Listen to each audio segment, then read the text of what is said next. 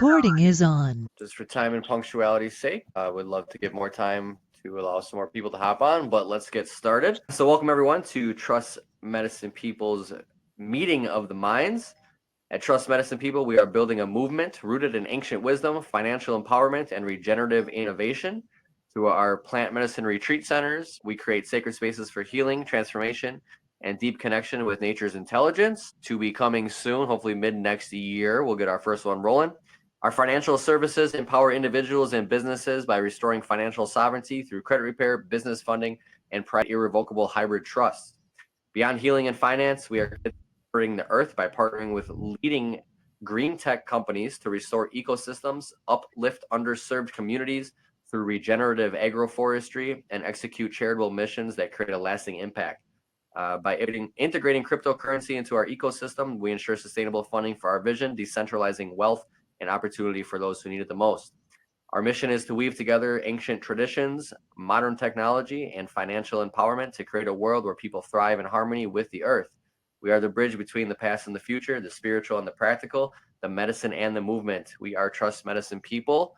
Thank you, everybody, for taking your time and joining us tonight. We really appreciate it. So with that, as per post, tonight is the Tuesday night meeting of the mind. So we'll be going over all the business end of things with the trust, the credit repair, the business funding. So Yossi, if you'd like to go ahead and give your disclaimer. Yes, anything that y'all absorb during this conversation, anything that gets recorded and shared is for educational purposes only, entertainment purposes at best. And we really appreciate you guys gathering here tonight.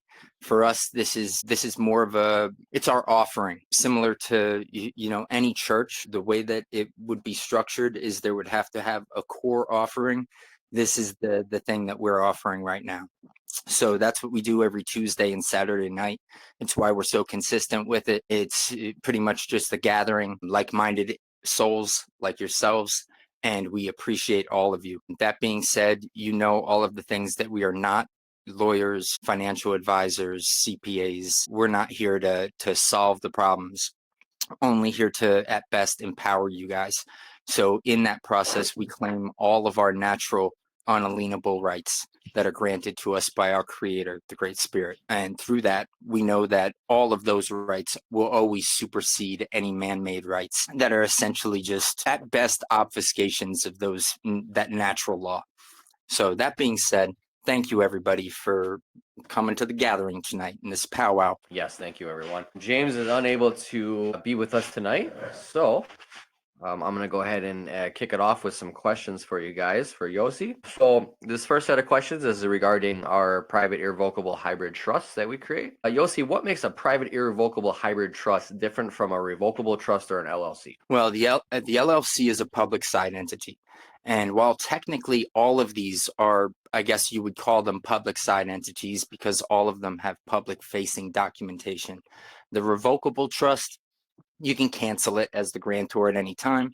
You can amend it. You can make it say whatever it is that you want it to say. If you think it's going to hold up in a court of law, use it for whatever practical reasons you can think of using it for. As far as a real solid foundation and something that you can stand on and actually live through, rather than the transmitting utility that was created for us, an irrevocable trust is the way to go. Now, ours are a little bit different in the sense that they're hybrid trusts. They pull on some of the most potent elements of any kind of trust that you can imagine and pull it all into a nice consolidated document, not only that has the legalese embedded in it and the trade secret technology, but also is a reflection of your heart print, because it does just aligning with something that's on paper that shows what you want to do in service to something greater than yourself for the next 7 generations is a very potent transformation tool in and of itself. We even liken it to our core medicine offering here. Beautiful. Thanks for that, brother. How does this type of trust protect assets from lawsuits, creditors, taxation? Well, that one's pretty obvious on its face, right? Because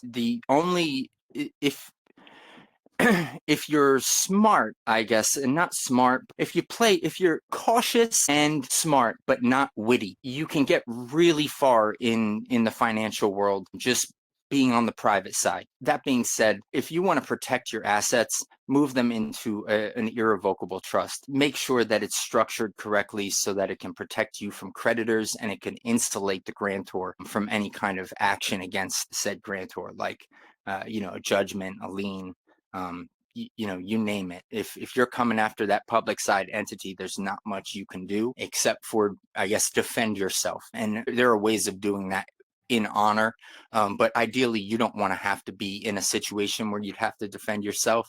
If that public side entity is just floating around, only being used to maybe leverage some business credit to be able to blow up the trust res, then if a creditor comes after it, there's nothing there for it to take. So, all of the judgments and liens in the world don't mean anything if the entity isn't actually creating any kind of income stream or revenue that they can attach to, right? So because of that, all of your assets being held in a trust that isn't you, but that you might be a 24/7 at-will volunteer employee that just works in service to the dream. That might be your only function, and it could look like whatever it is that you want to bring to the table. But that right there, that's the thing that would create that asset protection. Now, the trust documentation itself creates a kind of veil that can't be pierced, is your religious protections. That contract that you have with your creator as the centerpiece of it, and then all of the heirlooms and love letters and anything else that you can put into the trust res to be able to make sure that it's as private as possible, and that you can actually then enforce should somebody try to see even what's inside of it. That's the situation that you want to get yourself into. So I know it's a kind of convoluted way of answering the question, and I did drive-bys in both directions there. But at the same time, not all trusts are created equal. And while you can go and get an EIN number for an irrevocable trust, operate through it, it doesn't mean that you actually have the standing should you need it, nor does it mean that you have the financial technology inside of it to be able to rapidly compound your wealth or any dollar you get your hands on, right? So yeah. Can I use my trust to operate a business or make investments, and how so? I do, and you do through DBAs. Essentially, your trust, when it comes to you, it is not only a reflection of your heart, but the beats need to be notated and documented through minutes, through minute sheets, through putting a board together, through actually doing what you can to be able to work through it in a really potent way. So it ends up taking on a life of its own, essentially. And maybe rephrase the question, brother, in a way where it's less technical. So if I want to operate a business, what are the steps that I would take to utilize the trust? I can cut it off there. Is that simple, or do you want? I mean, yeah, if you want to create a business, you can create a business. Now, you could do it several ways. You can just use the trust and DBA as whatever the business is and just do that, as long as it's something that you can justify is in furtherance of your dream and the vision of the grantor for the next 7 generations. Even if it's flipping houses, you can do it through a trust entity if it's set up that way and the trustee has those powers in an abstract so they can show anybody who asks, right? If you're set up like that, just work through the trust, work on the private the entire time. Now, if you want to get really fancy with it, you could have a series of LLCs where you can have an LLC as a holding company in Wyoming, let's say, and have 10 other LLCs attached to it, essentially, where the trust is the owner and the managing member, the 100% managing member of the holding company. And then the holding company just has contracts with each one of those LLCs that holds property underneath it for different areas. Something as simple as that can get you set up where now what you have to do is try to mitigate any kind of tax liability. And through that, it's pretty simple, not easy, but simple. It's an operating agreement between the holding company, who actually absorbs all of the funds from the other LLCs. And that operating agreement essentially puts both parties on a growth trajectory, in perpetuity, as long as the trust wants the relationship to continue. Perfect, brother. Perfect. Let's talk a little bit about structuring it to fund. And so what are the key steps to properly structuring and funding my trust? And if you could touch a little bit on the waterfall method without going too much into detail, but touch a little bit about that, and then maybe a recent example of one of our clients. Okay, waterfall method. There are 8 people on this call. We all decide that, hey, we're going to form a tribe. Now it's on me. I'm gonna draft up some trust documentation for the tribe, and in that, it's going to essentially form a family unit. And through that, and through the combination of our efforts, we're going to put life insurance policies on each one of our heads, and then we're going to keep on building in that way. And each time we put a life insurance policy on someone that's on this call, God forbid, but God willing, at the same time, when that one of us passes, the others will absorb through the trust res that access to whatever that policy was on its face, provided it didn't have like a collateral assignment on it or something like that. But if it was just sitting there and there's $1 million worth of life insurance, now the whole tribe has access to that life insurance. But the way that you would want to do it is actually the other 7 members would then take that $1 million and would invest in life insurance themselves, and then so on. And you would rinse, repeat that process over and over and over again. Now, they used it to build businesses, to build an empire, to make it so that they could print our money. That is the type of empire that they built just through leveraging life insurance. So yeah, if you know what you're doing, you can really blast off with just that one tool right there. So you would say, you'll see that waterfall method is probably the most advanced and effective way to get from A to Z as far as that financial empowerment goes and generational wealth. Nope. I think a combination of it, and you have to realize everything changes very rapidly. And one of the things that's changed within the past year, just us having access to certain doorways that have opened, right, have brought information to light that allow us to have some really tight provisions embedded in these trusts that we haven't been able to even talk about on some of these calls, simply because they are based on very solid religious principles. And while I wish I could share the details of some of that and some of the technology that we can leverage in order to be able to compound it even further, it's probably best that we say that for now, the Rockefeller method, waterfall method, is probably one of the tightest games in town. Yeah, absolutely. Would you feel comfortable sharing a recent experience of one of our clients? Sure. We had a client that we were working with, real estate agent, decided that she was going to sell one of her properties and take $100,000, put it into a single premium policy, which on its face, the death benefit was about, I think it was about between 350 something and 380 something. And we're talking about 50 something year old female non-smoker. Pretty standard for this type of policy. But what she was able to do is take that policy and bring it to the bank, get a loan against it, using it as collateral through a collateral assignment process, in order to be able to leverage enough where I think close to 280, where she's able to put that down as the 20% on another investment property. But because she's putting 20% down, she's avoiding the PMI. And essentially, she's getting a really, really great rate. And she's getting into a property for $100,000 essentially, plus the loan, obviously, but a property that's going to cash flow at least 2.5 every single month on top of what the nut is. Now, if you can avoid that, what happens is you can get into negotiations quick. If you've got a lender in a situation where you've come with enough cash and then you have another collateral assignment coming after that to pay down the rest of the note, you can pretty much pay pennies on the dollar. Pennies meaning up to 30 cents on the dollar, right? You can pay dimes on the dollar at first.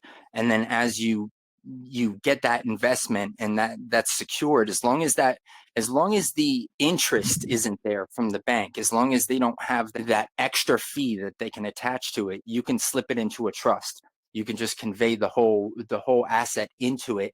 And then once the trust is holding that property, and specifically the title, it also is holding the full color of title for the property, which is essentially between those two things and sitting in a situation where the property can't be taxed because it's being held by a religious entity. Now you've got the modern day equivalent of what a loyalized title would look like. Perfect, brother. Perfect. Moving on to the next question.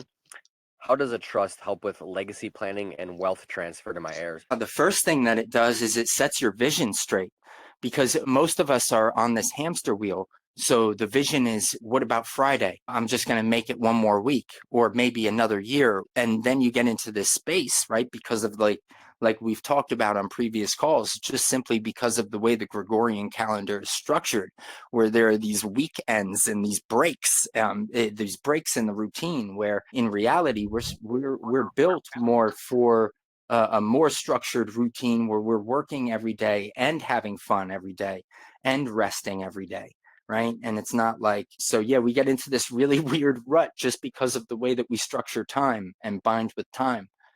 That I think creates a lot of madness that doesn't need to be here. So as far as how legacy building is affected, is if you're only thinking paycheck to paycheck, you can't possibly think about your legacy. But now if you actually connect with somebody whose job it is to think about your legacy, and then they can connect you with something that you're aligned with from within, even if the words themselves don't necessarily need to be completely grokked. But as long as there's a knowing, like on a deep level, that this is what I'm aligned with, this is what I'm doing, that is what it is. Because ultimately your interpretation of the document and documentation that's attached to it is the thing that matters. Because that's where the whole thing is, right? If you set yourself up for 7 generations into the future, and you have a whole bunch of paperwork to support that, you will make way more for your family of your gifts than you would if you were just thinking in terms of this one lifetime. Yeah, so basically we're given the sauce that allows people to break that chain of poverty. I know I came from one. My grandparents were stay in school, get a job, continue school, get a promotion, and get a good pension. And we know nowadays that's not, times change, and we can't really stick with them old school methods. We have to adapt and adjust and find what works in this present time. So That's right. absolutely, Yep. absolutely, brother. Yep. And where we set our vision, that is where we go. If you can see it, you can be it. If you can see it, you are it. Right? Like that's the real thing that it is. And so if you see your dream coming into fruition and you can really see it, you can follow that path. It'll get you there every time. Absolutely, brother. Joy of Zeus and B, welcome to the call. We are very grateful to have you on. Stay tuned. Obviously, dropping some sauce here. Yossi, I know your answer to this next one, so go ahead and lay it on them, brother. What are the biggest mistakes people can make when setting up a trust, and how can they avoid them? Not setting one up is probably the biggest mistake, because we're hesitant, right? As we are creatures of habit, and we get programmed into doing yada yada every single day, same time, same bat channel, and essentially to do something outside of the norm, and then to align with a different pattern of thinking, that as you progress toward learning about this way of life, it becomes less complex, more simple. You don't need to study every single book of code. There's no way you ever could, and it's a waste of life. So the thing we're supposed to be doing is enjoying each other, exercising our free will in ways that can be in service to something greater than ourselves, that kind of thing, right? So the thing that you can, the worst thing you can do is probably wait, unless you're in a, even if you're in a terrible financial situation, especially in that kind of situation, contact us. We have ways of getting you on the path. Like we do provide that A to Z service. So yeah, I'd say just not acting, not acting if you're aligned already. If you're not aligned, then align first, obviously, right? Align with your dream, whatever it is. Yeah, always alignment first. I fully agree there, brother. We found firsthand how how that works with those hermetic principles, and finding that attunement within the heart space, and everything else just falls right into place. Next question here: can a trust own property, vehicles, bank accounts, and how would one manage that legally? It's property. Essentially, you're just conveying titles. Transferring the ownership of paperwork. Ideally, there are a few different ways to do it, but the ideal way is you just add the trust on to whatever the deed is or the title is as the second line. And then you go in maybe 3 months later max and remove the first line. Now the trust owns the property. Now the other way to do it, and that's very common, is just through like a quitclaim deed if you're doing property, or just go down to the DMV. Ask them the same exact question you would ask them if you wanted to put a spouse on the title for a vehicle, and then just put your trust in there as the spouse. You see what I'm saying? Like there are mechanisms built in to be able to transfer title from one party to another. If you can get your trust owning all titles and all interest in all property, and then you can get a really nice tight will that conveys everything that happens on that public side upon your death to that same trust. Now you've got the building blocks for building something really amazing. Absolutely, brother. I wanted to touch base on the last question, and knowing just from example, just my personal experience with having a trust. I would have to go to work for X amount of hours to be able to obtain one of these trusts, and then I would have to read those hours times probably about 10,000 in order to be able to create one myself. So that's more of that personal delegation, so to speak, where a lot of people we found, oh well, I'm researching it. I'm gonna create my own. I'm gonna create my own, and then you go and you set up a foreign grantor's trust and get an EIN, and then get this and that and the other, and you get all these gurus telling you a million different ways to skin a cat, and none of them is more effective than the other. So yeah, go taking this route with your knowledge, brother, and your many years of experience, to be able to create these things. It's a much more effective and efficient pathway. So to sum up the trust here with the final question, and I know you've touched on it here and there, but how does a private irrevocable hybrid trust fit into the bigger picture of financial sovereignty? Well, aside from alignment, aside from the financial technology that's built into it, often until you get your dream on paper, and until you get behind something that is bigger than yourself, the tidal wave that is you isn't going to ever, even emerge. It's really about alignment. It's about alignment at its core. Once you align with something and then you further learn about it, what I encourage people to do is just read through that trust documentation 7, 8, 20 times. Read through it. Talk to me about it. Let's chop it up, because once you have that in your hands, then we can really have a conversation where we can drill into the nitty gritty and do a real deep dive into specifics. And once you get those specifics mastered, I mean, if there are 20 tools embedded in a trust and 10 of them are wink, wink, nudge, nudge type of thing, right? But at the same time, those 10 tools that are very potent, whereas the other 10 might just be for blowing up the trust res to a number where it could, let's say, be able to get Fedline access, right? Or, some people do want to create banks. Some people want to create public banks, but they want to have those private entities to be able to, be the depositors on that trust and so on. Right. So it can get very complex, or it can get very, very simple. But with most people, it seems to get simple, especially if your dream is very simple. If your dream is simple, it's probably best because you can master it.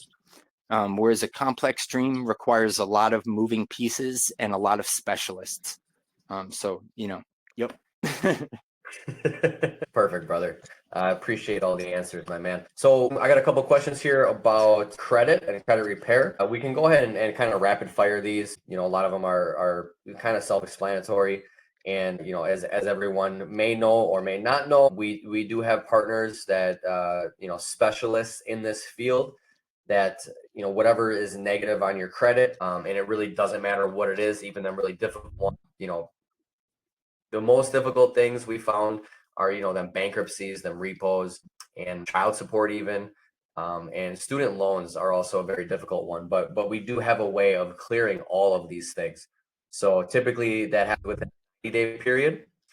About 50% of it is removed in the first round in the first 30 days. The remainder 25% within 60 days, and then the last remainder 25% within that 90 days is what we found with most clients. So yeah, 90 days, you're all cleaned up, and then we can move on into that business funding to really fuel that dream, to utilize and take advantage of the public side. And then we allocate back into the private side to where we can start, becoming our own bank, where we don't have to, utilize, those lending agencies and pay sometimes astronomical amount of interest. So we can actually borrow from ourselves and our trust, on that private side, while not even making interest payments, but even while still collecting the interest on that loan. So really, really cool loopholes here. So let's rapid fire some credit repair questions. Some of the most common errors on credit reports, and then how can we dispute them effectively? I think I already answered most of that, but if you want to go ahead and give your version. Well, how can you dispute it effectively? I mean, it depends on what your end game is, right? If it's something that you really want, you really feel like you were wronged, or you feel like you know for certain that the other party doesn't have the paperwork to back up whatever they're claiming, then take them to court, right? If your end game is damages, because for some reason you have been wronged in a commercial transaction, then you would take somebody to court, right? That would be that end game.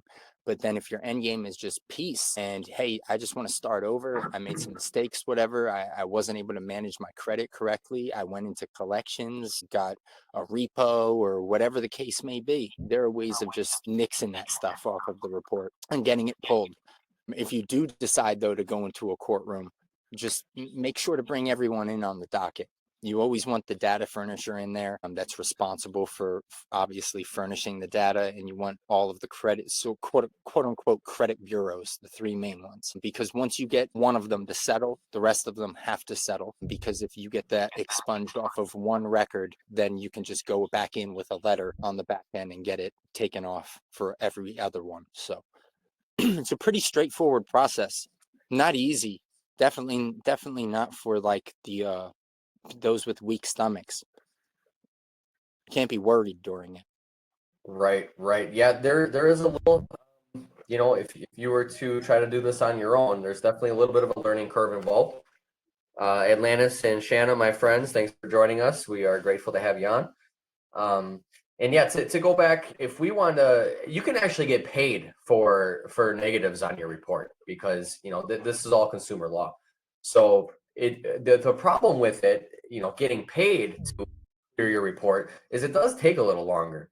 If you just want peace so you can move forward with your life and take advantage of that credit, then we can get it done in a more quick manner. You're not going to get paid for it, but it is just a, I don't have to go to court. I don't have to, jump all through these hoops, and it does get done a lot faster, and then you can just move forward with your dream. So, Yeah. Yossi, how does credit utilization, late payments, and inquiries impact my score, other than the obvious, it lowers your score? Well, it's all on, yeah, it's all on that on a an algorithm. If you play it correctly and you keep your credit utilization at about 8%, what I like to do is like, even if I run it up to, say, on a big purchase like 50 or 60, I'll go ahead and I'll pay it as soon as I get back to my car. Right. So I make sure to keep it as low as possible when I'm running a good credit score. Now, I've had several instances in my life where my credit, I've just had to let it blow up for this reason or that reason. But you can always go back in and nuke it, and you can start over again, and just use your past mistakes. Always recognize that, we're not given multiple chances usually. So if you come across something, treat it as a gift, and do right from then on out. So that's, I like to tell people, you clean up that public side, try to settle all your debts, and then get into the private, and from there on, live your life as you're meant to live it. And don't look back. Don't even concern yourself with that other thing that's going on. You didn't create it. Yep. At that point, we don't recommend it, but it is possible to destroy it, because you didn't create it, and then the one that you did create, I'll make sure that stays nice and clean and good standing, good relationships. Yeah, we definitely don't recommend destroying it, because at some point in your life, you don't know what could happen. You could become disabled and you can need benefits. Like, it can happen to any of us. None of us are immune to entropy or the laws of nature. And sometimes absurd shit happens, right?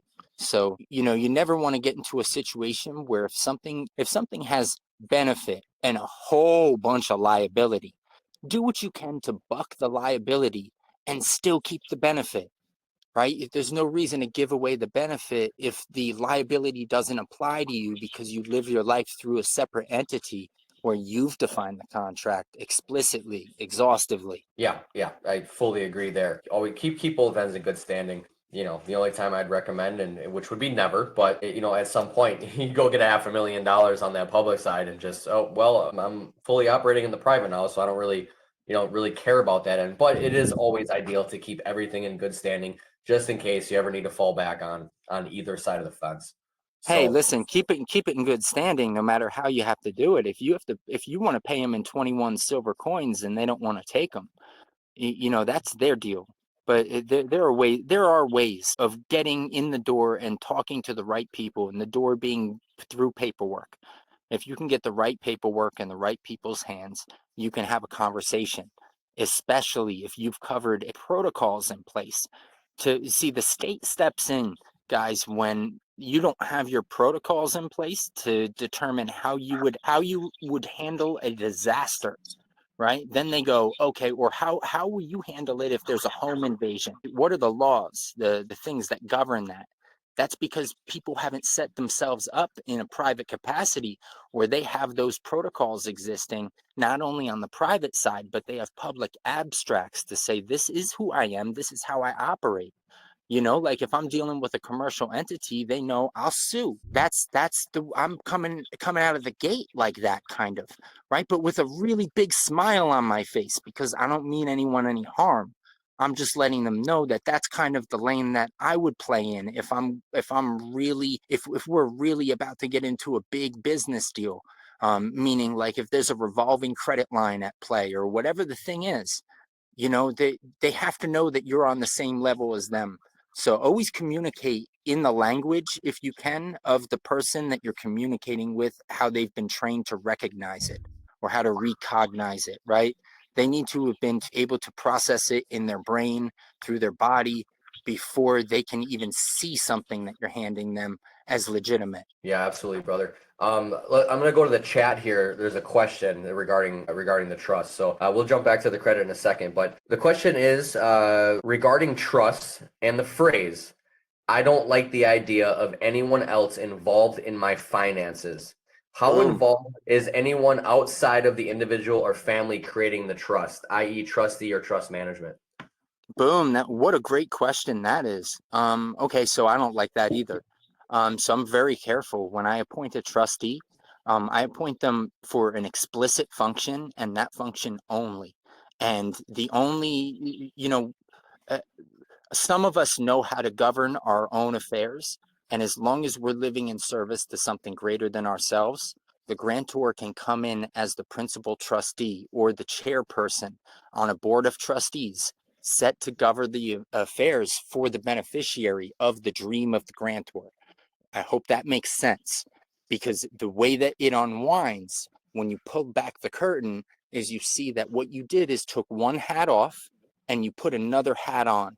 And the hat that you put on is the hat of, listen, more of an accounting officer slash it, as the chairman. Your only time you would ever vote in a board meeting would be if there was a tie.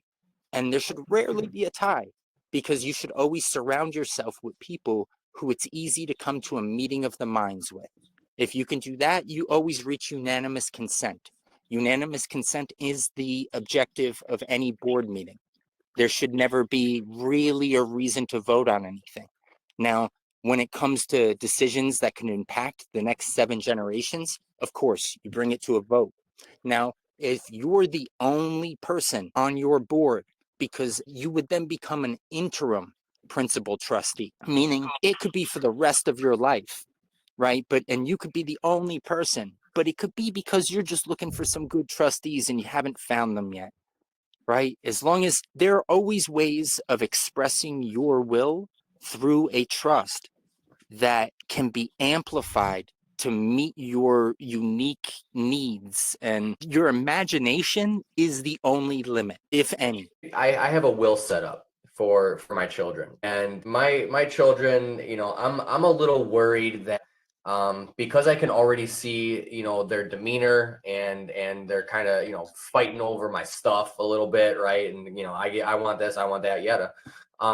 Is there a way that I can structure a trust that almost like forces a compounding effect for future generations? So like instead of just having a will Yes. and dividing my Yes. stuff up, is there a way Yes, that I can absolutely. like, yeah, how would I do that, Yossi?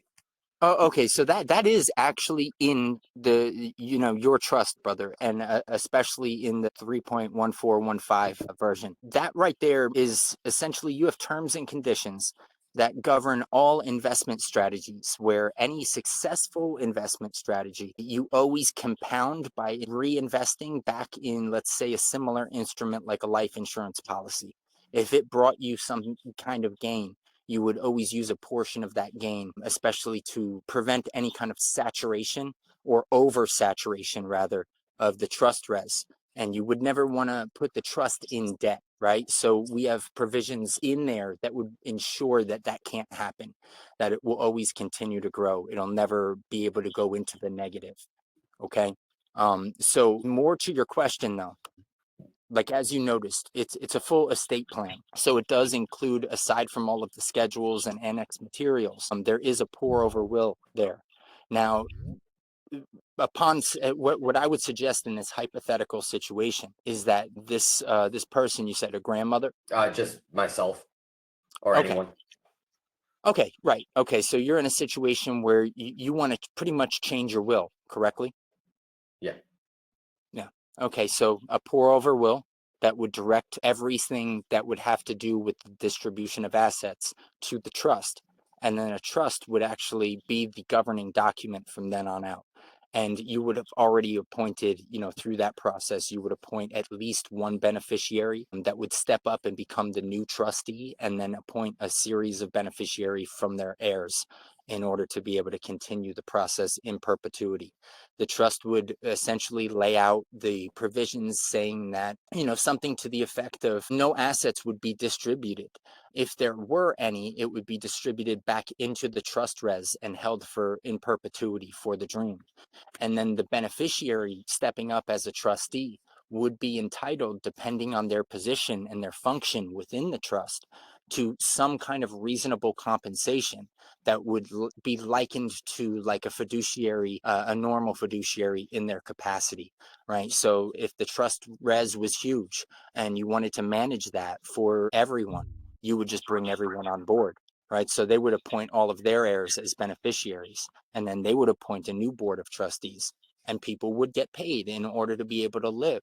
And the trust would pay down all of the, any kind of liability associated with any of the assets, and would be structured in such a way where you would force growth upon the entity by demanding that that pretty much any investment that was successful would be compounded by putting a percentage like 20% back into that same investment strategy, and rinsing and repeating over and over and over again. Perfect, brother. Perfect. Back to the chat here. So if this is regarding the privacy in someone's, financial affairs. So if someone were to consult with trust medicine people to create the trust, how does this apply to TMP's long-term participation? I'll give the short answer to that, Yossi, you can emphasize on it. The long-term participation, TMP does offer the trustee services, right?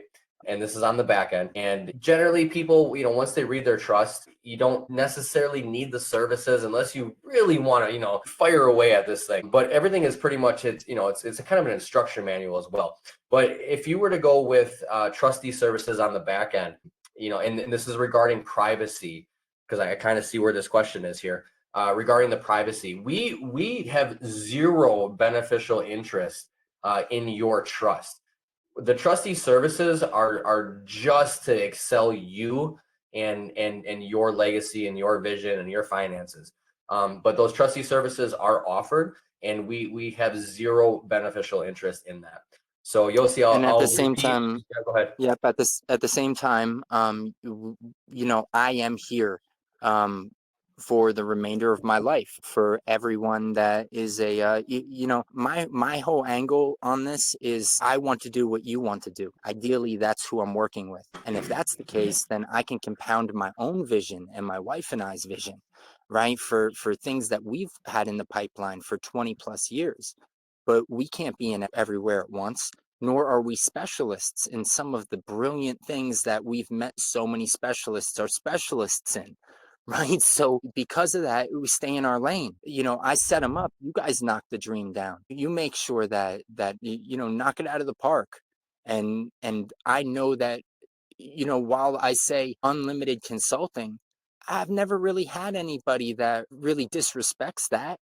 I mean, people normally they have their questions prepared, and then once they start to really grok the process, it just, for me, it's less effort. And then I'm just grateful to hear from people because they have their own success stories. So, yeah, we're able to offer the unlimited consulting with this because we know it's the truth. Right.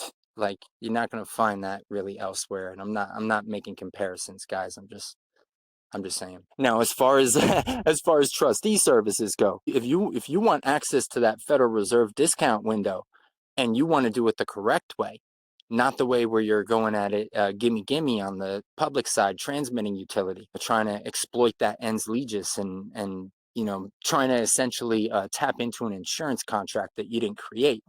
You can do that, or you can go in through the private side. You can set yourself up real nice, and you can invest in strategies that will continue to exponentially compound your growth. And as long as you're disciplined, and as long as you have that lighthouse, that's your dream, in your focus all times, you're aligned. And alignment before action is the way, because otherwise, every stumbling block is going to be a tragedy.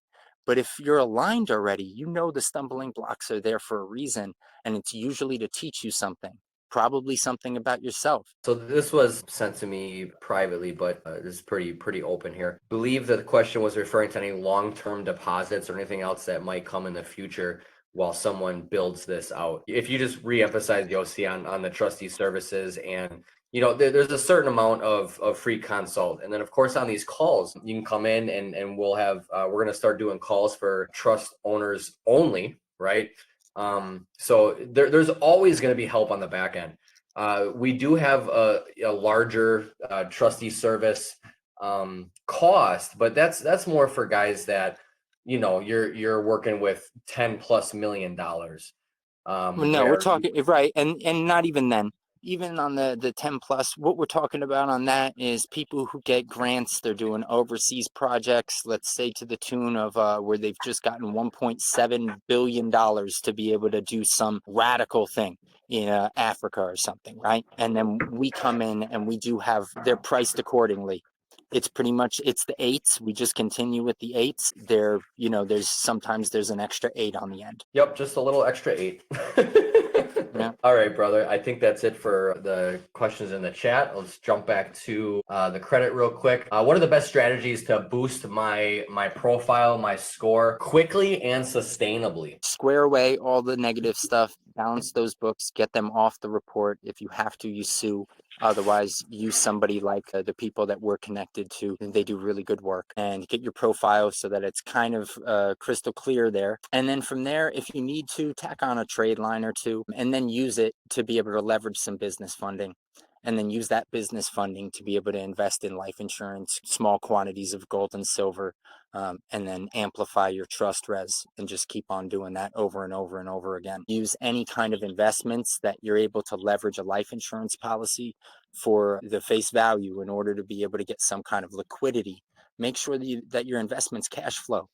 And then if they cash flow, live off the cash flow.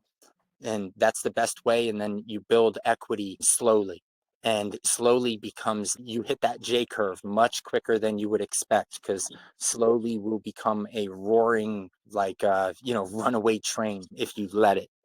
if you let it. Yeah, done properly, that's definitely a J curve, that exponential growth factor. And real estate is probably one of the best. Yep. There's obviously many ways to do it, but there's only so much dirt that we know of, just like with metals. But metals is a little different. With the real estate, you can really compound because of the equity factor. Not to mention the keyhole gardens that I'm having put in and tomorrow. Then we're gonna have a minga a gathering party and just go around, collect some stones, put some keyhole gardens in here. The land provides. Like, boy, if there is a good investment, you said it, brother. Land is where it's at.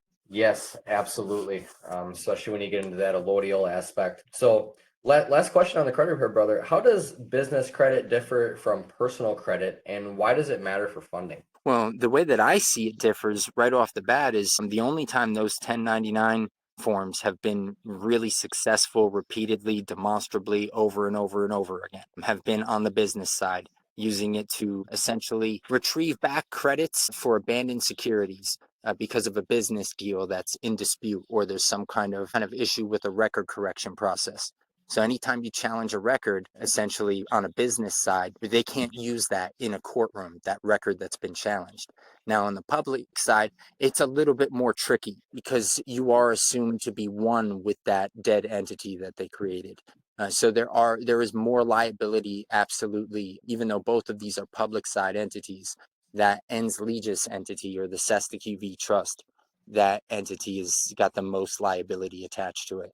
That's kind of why, like, an LLC is, they say limited liability. All it means is that you've created a separate entity. For tax reasons, they don't see it that way at all, unless learn to file correctly, or you have operating agreements in place, or that the owner of the LLC is a private trust. And in that case, then, you can really use those tools that are put there like the big dogs use them. Yeah, absolutely, brother. Jiggy said in the chat, eight is only an infinite change. Jiggy, the reason all of our price points are nothing but eights is because that's the goal, is infinite change, brother. So I'm glad Yeah. I'm glad you messaged that, because it's exactly what it is, man. All the price points are eights, and that is the goal, infinite change. Yossi, a little bit about business funding then. I'm kind of going to put you on the spot for these. These are kind of some odd questions, but what are the best funding options available for startups and then also for established businesses? Well, I mean, it really does depend on every circumstance is different. I've never seen two cases play out the exact same way ever, right? So it really depends. Depends on the how the business is structured, depends on, what it's trying to get the funding for. There's a whole series of things, brother. This one could be a mess, a rat's nest. Yeah, I kind of gave you the prerequisite for that one.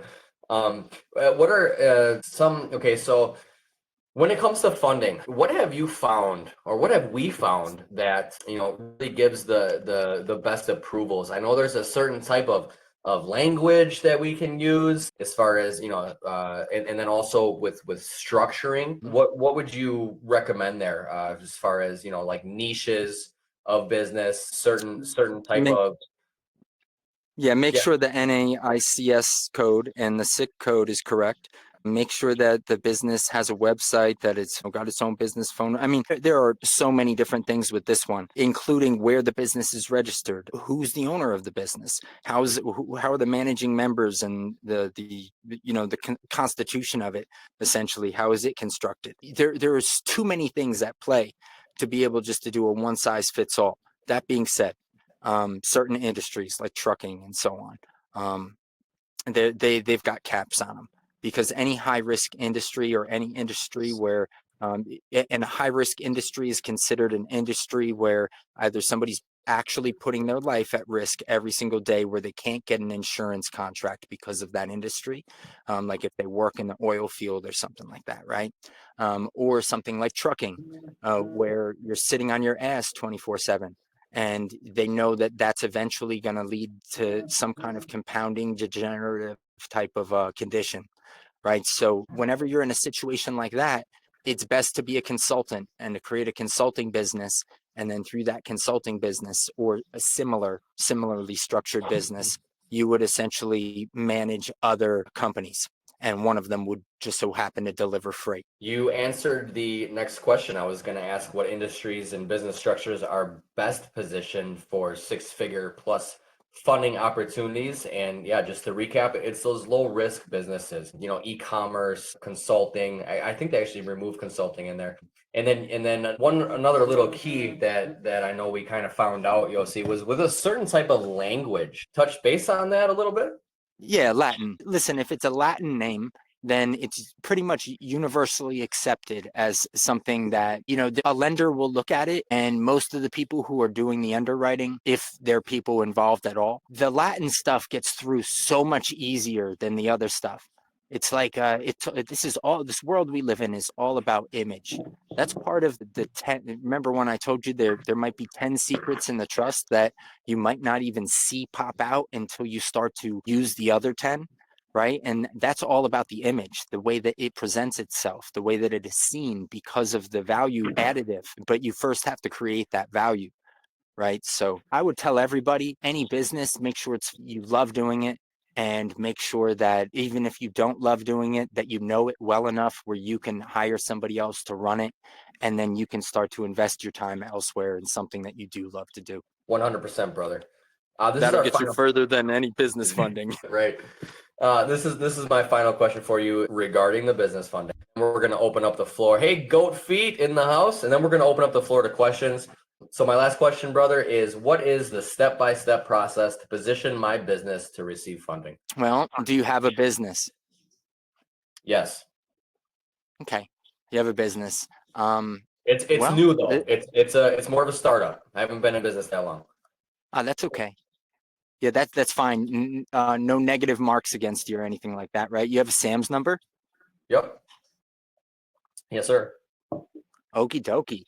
Okay, well, you're ready to rock and roll from that standpoint. What's your personal credit like? Mid 700s. Boom, perfect. Nothing negative, right? Nothing negative. Obviously. Good mix, good age, low utilization. Sweet. Okay, so we will connect you with our business funding specialist, and he's able to leverage your personal credit to secure that business funding for that new startup. If for some reason that isn't enough for you and you need a little bit more, we have ways for you to invest that capital and compound it at least 3x immediately within 72 hours. So whatever business funding you think you're going to get, whether it's 50 or 100, you can pretty confidently, especially if it's 100, you can consider that it's about 3x that in reality. Yeah, absolutely, brother. What is the upfront cost on that? Who's? Well, I want business funding. What's the upfront cost? How much do I got to give you? Let me connect you with my partner, Mr. Tony Oz, right here, and he'll break those details down. Yeah, everyone. There's no upfront cost for business funding. It's a small percentage on the back end, so you don't have to pay unless you do actually get the funding. And we don't even go through the process if the qualifications aren't there. Those qualifications are pretty simple. It can be a brand new business as long as we can utilize your personal public side entity is in good standing, and that's again no negatives.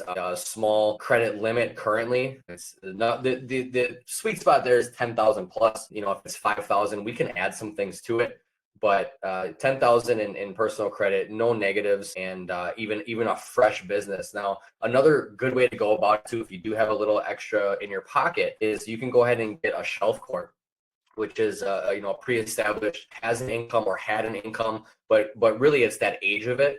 And the fact that numbers have ran through it before, that definitely helps. But even a brand new, you just established it yesterday LLC, as long as your personal profile is decent, it doesn't have to be an 850 or even 800. That 720 mark is ideal. It can also get done up in that 680 plus. It's just you won't get as high of approvals. But that 720 plus mark with a good mix, low utilization, decent age on it, on your entire profile, we're ready to rock and roll to get you $50,000 to $300,000. And then like I said, it's a small percentage on the back end. It's only 11%, which some people, I don't want to give you 11% of my money. Well, we do it in a way with our specialists that, they get the highest approvals, and then you come back to us, and that 11% on the back end. Okay, so now you're taking 89% and you're tripling it, right? So the 267% gain, what is that initial 11%? Like, who really cares? Now we take that 600 or 267%, compound rate, and we go fuel your dreams, and we get you positioned to, you have that cash flow, and you can diversify, and you can invest, and you can, from real estate, or if you're good at trading, or if you want to set up you do your laundry mats or your vending machines or whatever, obviously it's not like my dream to do vending machines, but they do make pretty good money. Slot machines, things like that. I don't like to promote gambling, but the point of the matter is that little bit of percent on the back end is really nothing compared to the nuts that you get on the way back end, and the ability to set up those compounded income streams. So it really is a win-win-win. Checking the chat here. Retro Stars, Big Fire, always nice. Anything in your mind regarding finances you want some insight on? Maybe some questions about what we're doing here? Yeah, we're going to open up the floor to questions. So I'm just going to shut my little toad mouth here. And anybody have any questions? Any questions, anybody, regarding anything we went over? If there are no questions, no. Ocean, Janai, thank you, darling. What do you got? Hi, guys. So yeah, just as we were talking about irrevocable trust, and Yossi was mentioning the irrevocable trust with a will attached. I am a newbie, so I don't know exactly, but I thought irrevocable trust, I mean, you can't change them. But herein, this is not true from everything you've been teaching me, that this is, as long as it's in writing, notarized, and again, you are careful, you can amend it with anything. Right. Here's the thing. The way that the notaries work is whatever the most present stamp is on it is the one that's considered to be the one that stands, right? You're Yeah. allowed to change your mind, right? You're allowed to say, I'm giving everything I have to my daughter.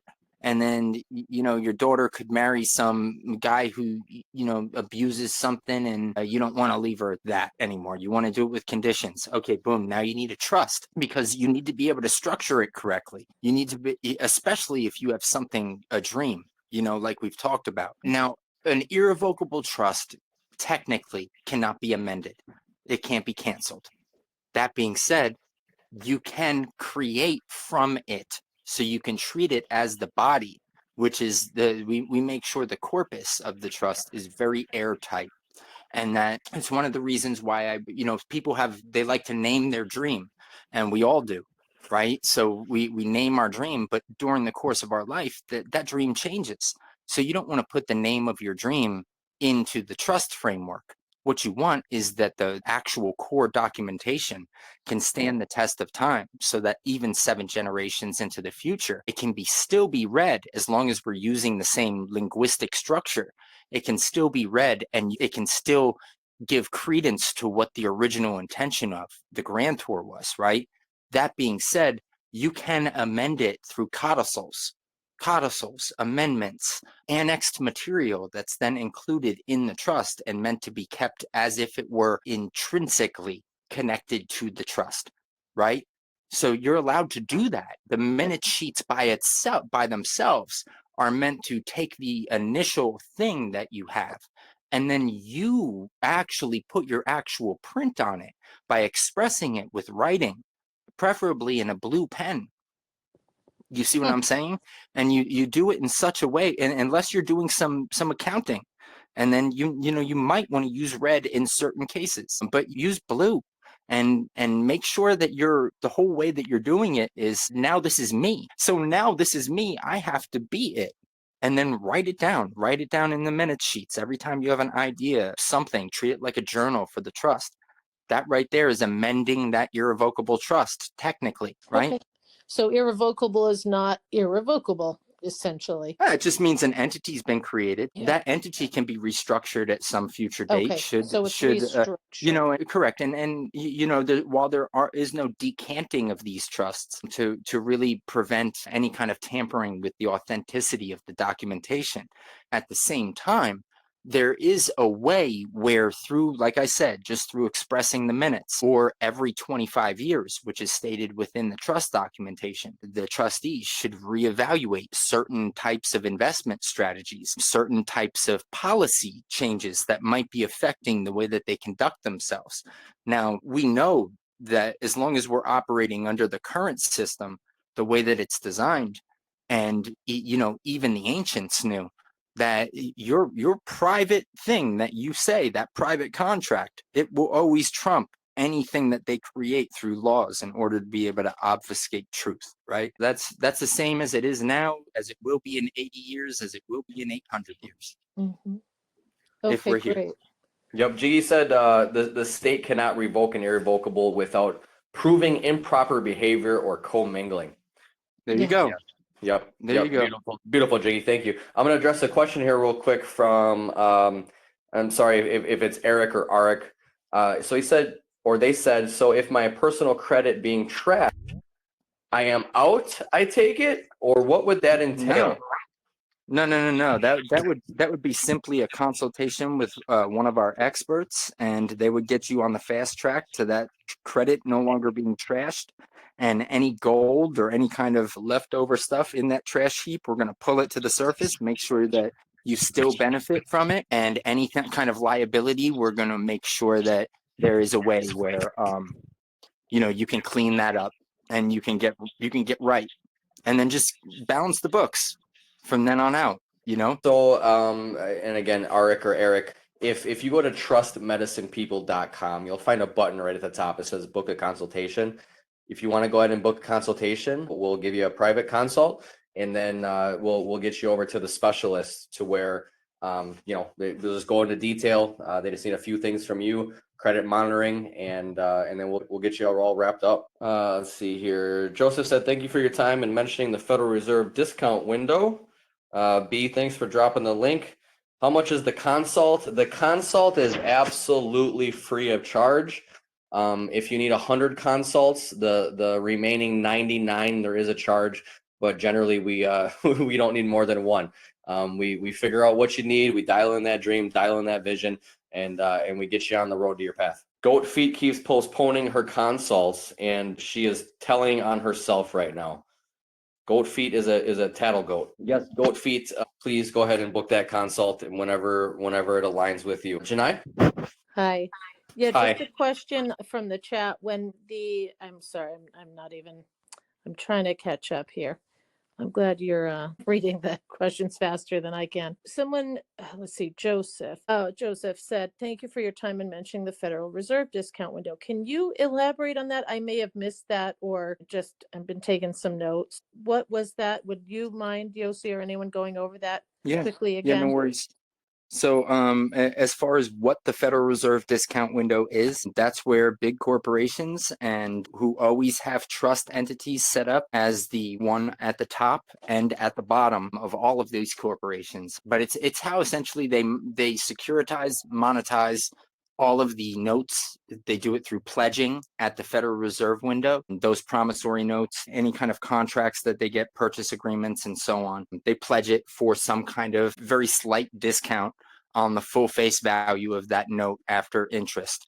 And then they use that to further valuate the worth of their companies and be able to extend themselves credit at will through our signatures and utilizing our transmitting utility to be able to do that process. Then on the other side of the equation, they at least double dip, if not quadruple dip and octuple dip on us, just by taking that back to us, the same statement that they get.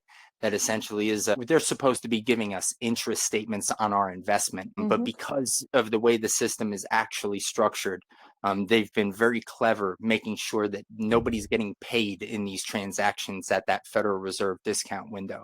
So when a bank goes to the window, they're essentially just pledging a contract and the security that's attached to that contract for liquidity in some way, or for credits into their account to further valuate their master trust. And that's Okay. pretty much right. So that's the way that it works at its base.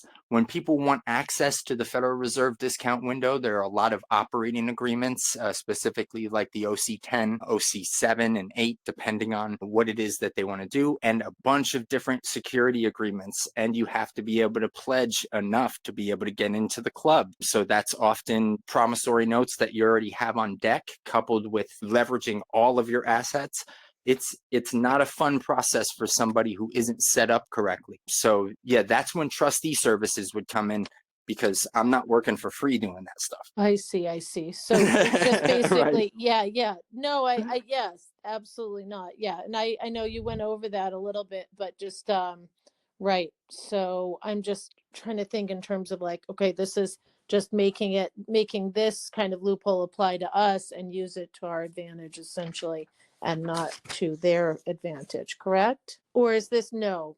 Correct. Maybe, No, okay, correct. okay. Yeah. I mean, we are working with some people right now who have big dreams, and those dreams actually just got funded to pretty big tunes, and they are going to need us to, do some of the work on the ground to be able to connect all of the entities that are involved, because often there are up to 20, 30 entities involved in some of these big contracts with these operating agreements that connect them all together. Right. So an Okay. entity like that is the type of entity, should you have some kind of earth-shattering proprietary technology that's going to revolutionize the way that we conduct business or something, you'll want IP attached to it. You're going to probably want your own bank, right? And you're going to want to be able to extend credit to people so that they can get that technology at a clip, or at least through their signature, and etc. I see. So it's The only thing if that you're a larger entity then, and more, right, it, your own bank, your yep. own Federal Reserve, your own currency. Yeah, Interesting. you want to start your own bank, leverage life insurance, leverage your trust, get gold and silver, learn how to trade correctly, learn how to private contract, and if you live in a community that supports it, learn how to operate with your own type of currency. If you live in a world where you're tapped into crypto, learn how to operate with your own type of currency, like a utility coin, like the orphan coin that we're working with, or any of the reforestation agroforestry projects that we're working with, the coins that are going to be attached to that, and the animal rescues and so on. That's real money with real utilitarian. I would argue that those tokens are actually more what money is than the pieces of debt paper that we exchange or the credits in a bank account. Right, of course. Right. They And actually is have utility. right. So this is just for those cases, or like, do you need a certain amount of, like Jiggy was saying, like 6 people can start a credit union? Are there a minimum of how many people or how much capital? Yep. There's always Okay. a minimum capital Okay. investment I and a see. minimum that you have to be able to pledge. So, Okay. yeah, we're not talking about just like N- 6 people that you pull out of a homeless shelter, right? They No. can't start a credit union, right? It does No, have you to have to be. have a lot of capital, is what I'm getting. Yeah. So what I advise people, if any, right? Because I don't like to give advice, but the one thing is definitely be your own bank first. If you want to go down this path, you want to be a private banker, yada yada. Make sure that you can extend yourself credit at will, and then make sure that when you're paying yourself back, that there's a healthy interest rate so you can continue growing. Make sure never to miss a payment, especially when you have a contract with yourself, essentially. Because when you have a contract with the trust, treat it as if you have a contract with your creator. And if you do that, you'll always be honoring your contract, even if it leaves you with pennies in your pocket and you just had to pay down a loan that you extended to yourself on paper. It'll be worth it. That will compound tenfold at least. And then should you be inspired enough to give 10% of it away, well, the Jews got that on lock. They know what happens when you engage in tithing and how that can strengthen a community, how it can change, everything, how it's actually magic. So, everyone should have the mindset of, if I feel like I don't have enough, what can I give away? Thank you. Yes, ma'am. Yeah, a couple things Jiggy noted. Our signature creates the security, instruments, and currency. 6 people can start their own credit union. Jiggy, I believe it's 7. I don't know if they updated it, but I recall 7. I could be wrong though. He said it's a pay-to-play situation. Absolutely, creating the bank is primary. You want to start there. And if you don't have a family, we do plan on here in the future, because all of our core members do have trusts, and we're family, we're a tribe, and we're all on the same mission, we're all the same vision of changing the world, changing hearts, helping people on a mass scale. So that's something, if you want to get involved with it, just hit us up on the back end, and once we get that all established and have our own private banking and insurance and all of that, we're more than willing to get you included in that, as all trustees of Trust Medicine People Trust. Yeah, it's you plus Yeah, 6, so it's we've 7. we would easily have that. No worries. Yep, absolutely. Yeah. So any other questions, feel free to raise your hand. If you're having issues with the microphone, you might have to hop off and just plug it back into an incognito tab is best. I don't mind silence. I mean, I can fill it with some throat singing if you guys want. Trauma sanctuary. What is that? I think it is along the lines of like DV possibly. You mean for the 4-leggeds and the creepy crawlers and slithering ones and all that? Yeah, save the worms, bro, and the ants. PTSD, addiction. Yes. People who That's suffer themselves. Yep, that's right in line with the big dream, right? Is that there are a lot of people who are suffering, who we know for certain that the best way to alleviate somebody who has nothing and has nobody is couple them with an animal who has nobody and has nothing. And what you'll do is both will feed each other. One will feed the person in a way that will enrich their spirit, and the person will make sure that the dog gets fed. So if you can couple animals, hurt people with hurt animals in the same environment and make that thrive, boy, talk about change, right? I love that so much because that's the story of Goat Feet. And he runs up. What's up? What do you need? Sorry, hello. This is Ashley, by the way. Hey, Ashley. How you doing, Ashley? That I had a really wild and awesome experience at this last year's Texas Renaissance Festival. And with a lot of mushrooms in my system, I named myself Goat Feet. And anyways, it was a whole persona was created. Page was all about this dog that had been hanging around for about a week. Well, I had been gone for about a week, and he'd been behind a donut palace eating trash and junk. And that day I was like, holy shit, I'm gonna get this dog. Nobody could catch him for like a whole week. And I went and I bribed him with boiled chicken on the side of the road, and I had a full-on lecture and conversation with this dog in people's yards. I just parked on the side of the road and I sat, and it took me about 20 minutes. I got him and brought him home and I groomed him, and I was like, holy shit, this is Goat Feet. I like manifested this part of myself that had been created in this insane, beautiful experience, and it immediately needed a body, Yep. to that makes sense. So much of this is No, like, it makes really, too much sense, and it resonates.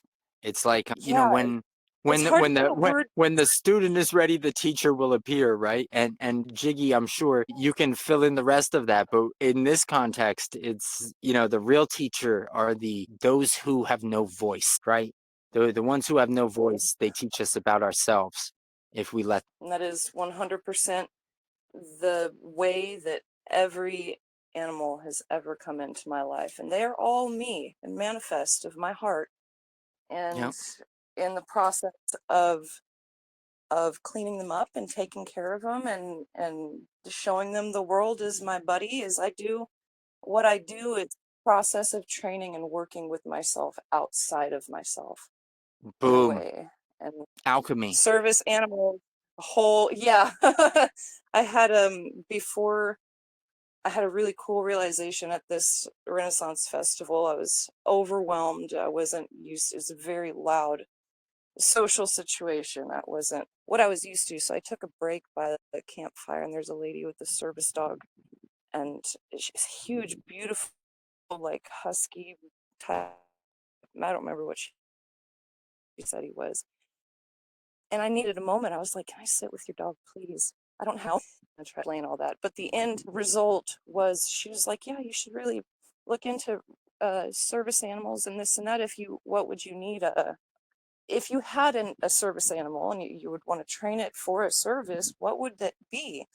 And I fumbled. I was like, and I got it. I was like, okay, I need help processing when my data goes overflow, and it's kind of Emotional. like an external hard drive Yes, in a emotional way, support. right? Emotional, but also on a But that's what they call it, level is what that, I'm telling you. That's the code. yeah, That's the well, code it on is the the code. application that'll get you what you want. I understand it. I understand it, but I'm trying to. I don't make those words for that.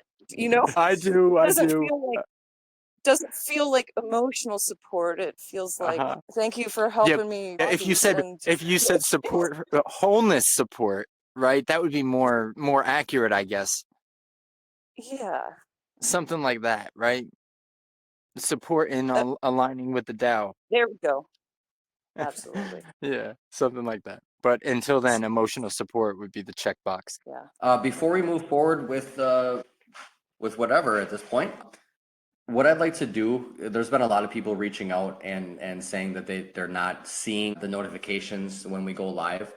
If anybody in here, I'm just gonna start a quick Facebook group chat. If anybody in here wants to be in that chat to get a reminder, and I'll, just you guys want to shoot the shit too, that's fine. But to get a reminder of our calls, just go ahead and shoot me your handle or type it in the chat, and I'll add you to the group chat to ensure that you don't miss any. Yeah, B, we post it in the Facebook group, and then I usually tag everybody. Pop up on X too. Yeah, we'll be utilizing X here real soon. Okay, so Shanna, I got you. B, I got you. Janai, you're always on. I don't think you need the reminder, but if you, I can add you to the group as well. Jennifer, Ashley, probably, right? I'll take the reminder. Just when it's popped up, I've been in ways that weren't aligned with showing up. I show up when I'm supposed to, I think. Sure. No, not a problem. But remind me, yes, if that's a thing. Yeah, I'm just gonna create it now because we've been getting this inquiry quite a bit lately. So everybody wants a reminder, and it's like, well, how am I gonna remember who? So I'll just do a group chat. It makes it a lot easier. Okay, so everyone that has spoken up, I got you in the group chat. I'll start that up. So please resume. Resume. Where did we leave off? What happened? No, I think we're just flowing here. Just flowing. Yeah. Something about goat feet. Just I want to flowing. touch, if I could, real quick. Yossi, when you were talking about the animals, and when a human and both an animal have nothing, I had absolutely nothing. I was pretty much at my bottom with alcoholism and financially and just everything. I had nothing. I was in the middle of absolutely nowhere, New Mexico, Tres Piedras. If anyone's familiar with that, it's about a half hour north of Taos. And I had nothing. I had no license, no vehicle, no income, no residence. I had nothing. And my current four-legged friend, her name is Rabea. She's barking and also howls on command. She's super awesome.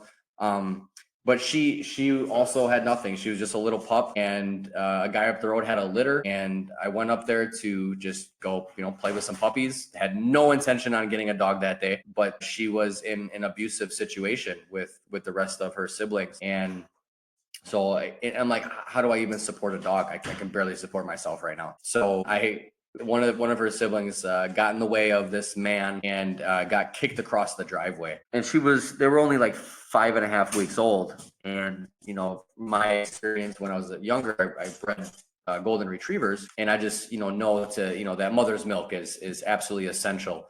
At least 8 weeks, right? Until the mom's like, okay, get your teeth off me. But she was 5.5 weeks old, and I saw that abuse, and I was like, I'm just gonna pick one today if that's okay. So regardless of the being on the milk for what I prefer, I picked up this dog, and she had nothing, I had nothing, and this was just under 4 years ago, about 3.5 years ago. She is the absolute best dog in the world. I know you guys all think yours is better, but it's not. No, we all have awesome fur babies. But just want to emphasize on what you were speaking on, Yossi, about how an animal and a human can resonate and bounce off each other and build together and sure. give that support to each other. And and they say a dog is a man's best friend. It could be a goat or a cat or whatever, but just finding her, or she found me probably, or no, I probably found her, right? Because but it was mutual. We needed each other so much, and it was at that time I had a chocolate lab, and he was about to pass. He had LARPAR, larynx paralysis, whereas he tug on his collar too much, and it ended up damaging the nerves in his larynx. And so, but that she helped me through the pain from losing him. I had him for 13 years. After my first dog of 13 years, again, seems to be just under 14 years. He was like 2 weeks shy of turning 14, and so was my first dog, which is really weird. But they seem to just come into our lives right when we need them, and the support that they offer with that emotional intelligence that they have is, you can't hold a flame to it. It's the most amazing thing ever. So when we talk about working with people, and Janai, you in particular, and others that we know, as far as the spiritual and financial edification with the animal rescue, the animals, they're just something else. Words can't even explain the purity and the beauty of their hearts. Even like when you see an animal with that was in an abusive thing, and when that animal learns to trust and love again, it's just the most beautiful thing to me. It just makes my heart melt. So just I just wanted to touch base on how a human and an animal can combine at their lowest and grow to the top together with that emotional support. Hey. I'd just like to chime in right now and just say that I got this rabbit 3 years ago. He's going to be 8 this year. So he was in a cage, and I got him from my daughter, who was depressed and needed an emotional support. And he moved in and hated everyone. And he's a 5-pound German Shepherd that's untrained and territorial, despite getting him neutered or whatever they call it, which I think he resents me for. He's evil to the core. He's difficult. He's angry. He tries to bite at everyone. And now I feel like I need emotional support because of this animal. But the truth is, at the end of the day, when I come home, he's also incredibly loving. He's out of his environment. And I remember the first year I had him, I cried. I tore my hair out. He bankrupted me, no more savings. And the other night I was sitting with him, and I was just really teary-eyed because I realized that he was the only one when my father died who came out on the porch with me, and he sat with me, and it was the only time he ever has. So even the asshole animals are truly special, and Yep, as even the much asshole work. animals. That's right. Hey for the asshole animals. That's right. Even the assholes are the angels, I guess. For is the real last though. Yeah, they teach us more about ourselves than anybody, Right. And if I didn't have, who am I coming home to? He's really rescued me in the end, Yep. Mochi. Thanks. Yeah, one of the hardest things to do that I found is when we were in Ecuador and Colombia for about a decade. We rescued numerous dogs, and some of them got pregnant, and 2 of them specifically, and we had packs. And because we were traveling, and because of a variety of different circumstantial events where it was like a perfect storm, we had to rehome them. And one of the hardest things to do is to save an animal's life, to even see it give birth if it's a pregnant animal, and then to care for that litter, and then know that you have to at some point find a really safe home for those animals, even though you might be attached to them. So this is selfless work that we're doing here. Absolutely. But at the same time, that's the stuff that's really rewarding. Any time that at one point we had 11 puppies given birth, same mother, 11 puppies, only one of them dead on arrival. And we had to rehome Had to rehome 10 puppies at one point in Ecuador, not really speaking the language. So it can be grueling, this work that we do, right? It's definitely not always rewarding. I've got a cat right now that I've got to wake up at 6 o'clock in the morning and bring him to get snipped because he is reaching that age where he's very territorial and he thinks he's the shit. And not only that, but he won't stop humping my other cat's back. And, she's looking like a rag doll over there because he keeps raping her back. So sometimes we have to do things like it feels against my nature to take that choice away from him. But then at the same time, like my bank account can only stretch so much. And I feed these cats well. I don't need many more coming into my mix unless there's an opening. Yossi, I was wondering how long you were going to let Mr. Sticky, the gentleman, do what he was doing. Yeah, no, it's over. I had It's rivers. over. It's I had done. rivers of pee, golden showers every day. I mean, I was trying to keep him intact too, and it turns out it didn't really work that great overall. But anyway, that story. Yeah, I mean, as soon as he attacked, the dog, that was it. But we think that might have something to do with, I think he got a hold of something that he wasn't supposed to get a hold of. So anyway, wow, we got a lot of people in the room tonight. Welcome, Mr. Tyler. Yeah, welcome, Tyler. He said, I believe on the group that he was hopping on. Tyler, these are at 8 Eastern, 7 Central, so about 2 hours ago. But it's okay. We will have a replay on YouTube if you want to check that out. But welcome, brother. How you doing? I'm doing good. Good. Our subjects for tonight were regarding trusts, credit repair, business funding, and then we just open up the floor to just shoot the shit, meeting of the minds. So if there's anything you would like to talk about or any questions you might have, feel free, brother. Not really. I just got in a little later than I thought. And as well, I was going off of the wrong time zone as well. So I was like, oh crap. So I just wanted to listen in on whatever was going on left. Okay, no biggie, brother. We have YouTube. Just search Trust Medicine People. It'll pop right up. And all the meetings are recorded and posted on YouTube, and then as well as some cool clips that are very, very educational. We do as much as we can to provide the ingredients for that sauce. So, and then we do these every Tuesday and Saturday at the same time, 8 Central. So roughly 2 hours ago. So even if you came late, brother, there's always the next one. No biggie. But we appreciate you hopping on. Much gratitude. Of course, I'm glad I could make at least part of it. Absolutely. And then there's also Fred. Welcome, Fred. I didn't see when you hopped on, but Hi, thanks. Yeah, if no one else had a question, if we're still going here, I had a question on the college loans that you mentioned earlier. Is that you have certain ways to again, I don't need to know all the secrets, but I just want to make sure I heard it correctly, and I've heard it before, but I've got about personally 25,000, maybe 27, 25. Let's say roughly approximately 25,000 college loans right now that are I'm in a low income repayment plan where I'm not repaying them right now. Okay.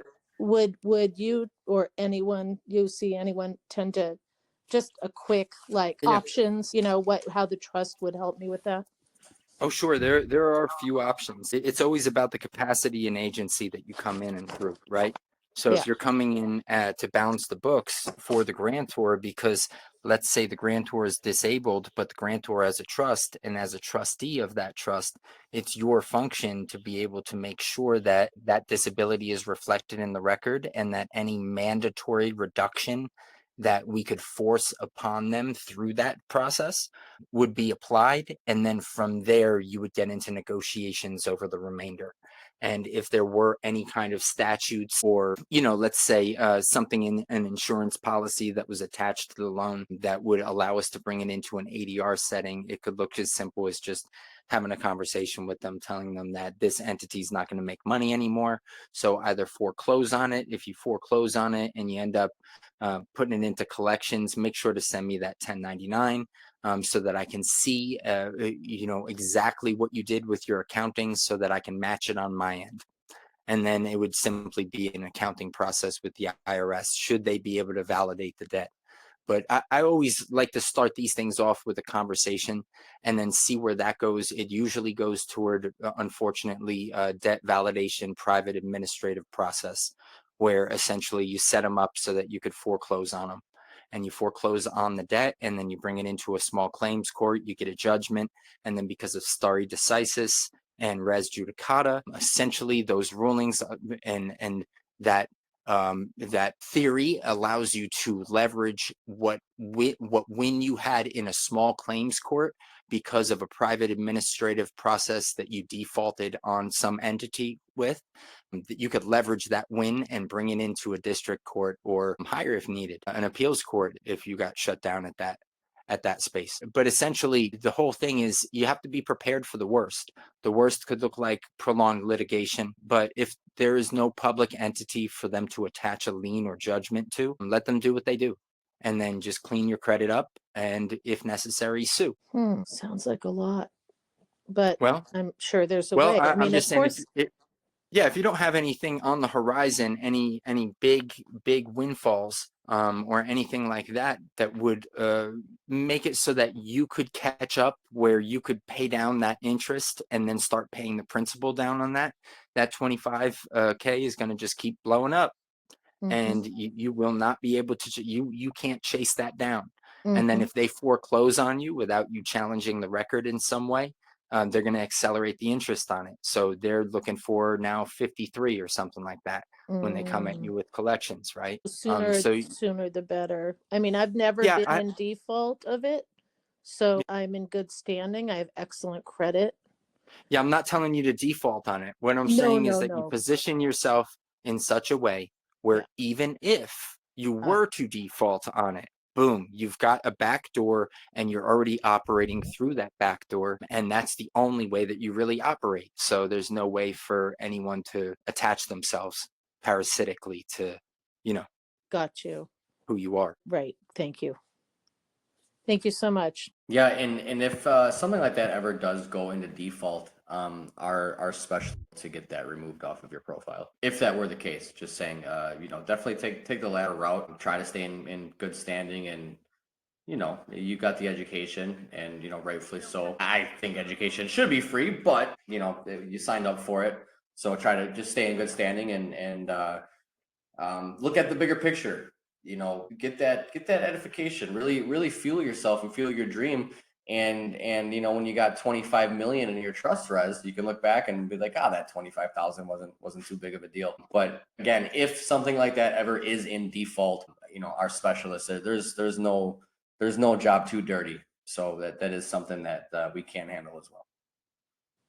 Thanks, Tony. And you said earlier, and this was an adjunct part of my question, you said probably within 90 days or something like this. I mean, is that like a fair amount of time for the litigation? Or are we talking about if I did that, what Yossi was mentioning, that it would be probably a long time and I just wouldn't worry about it until it was finished? I mean, essentially, right? Not emotionally worry about it, but just go. Yeah, the better method would be the route that Yossi is speaking on.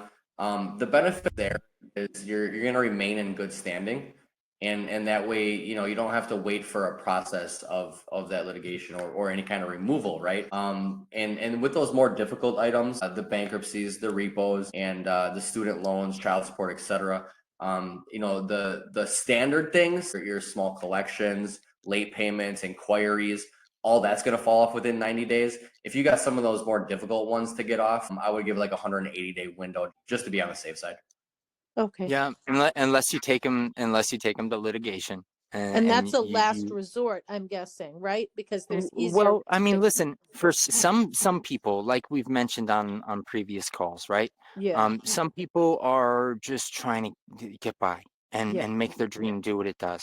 Some people see the parasitic system as something where if something that is being attacked doesn't have a voice to represent itself, then and you see it and you do have a voice and you do speak the language of the parasite, right? It's almost an obligation at some point to be able to at least confront it in a way that you can at least make some kind of traction for everybody, right? Absent that, you should avoid litigation at all turns. Always avoid bringing anything into a courtroom. Try to stay in the private, operate through the private. If you are brought into a courtroom for anything, just make sure, and by courtroom, we mean the four corners of the document. If somebody does summon you, or they're not summoning you, they're summoning a transmitting utility that they created so that they can communicate with you. The thing that you're going to do is respond back in your proper capacity through a trust that has just so happens to share the same exact name. Yep.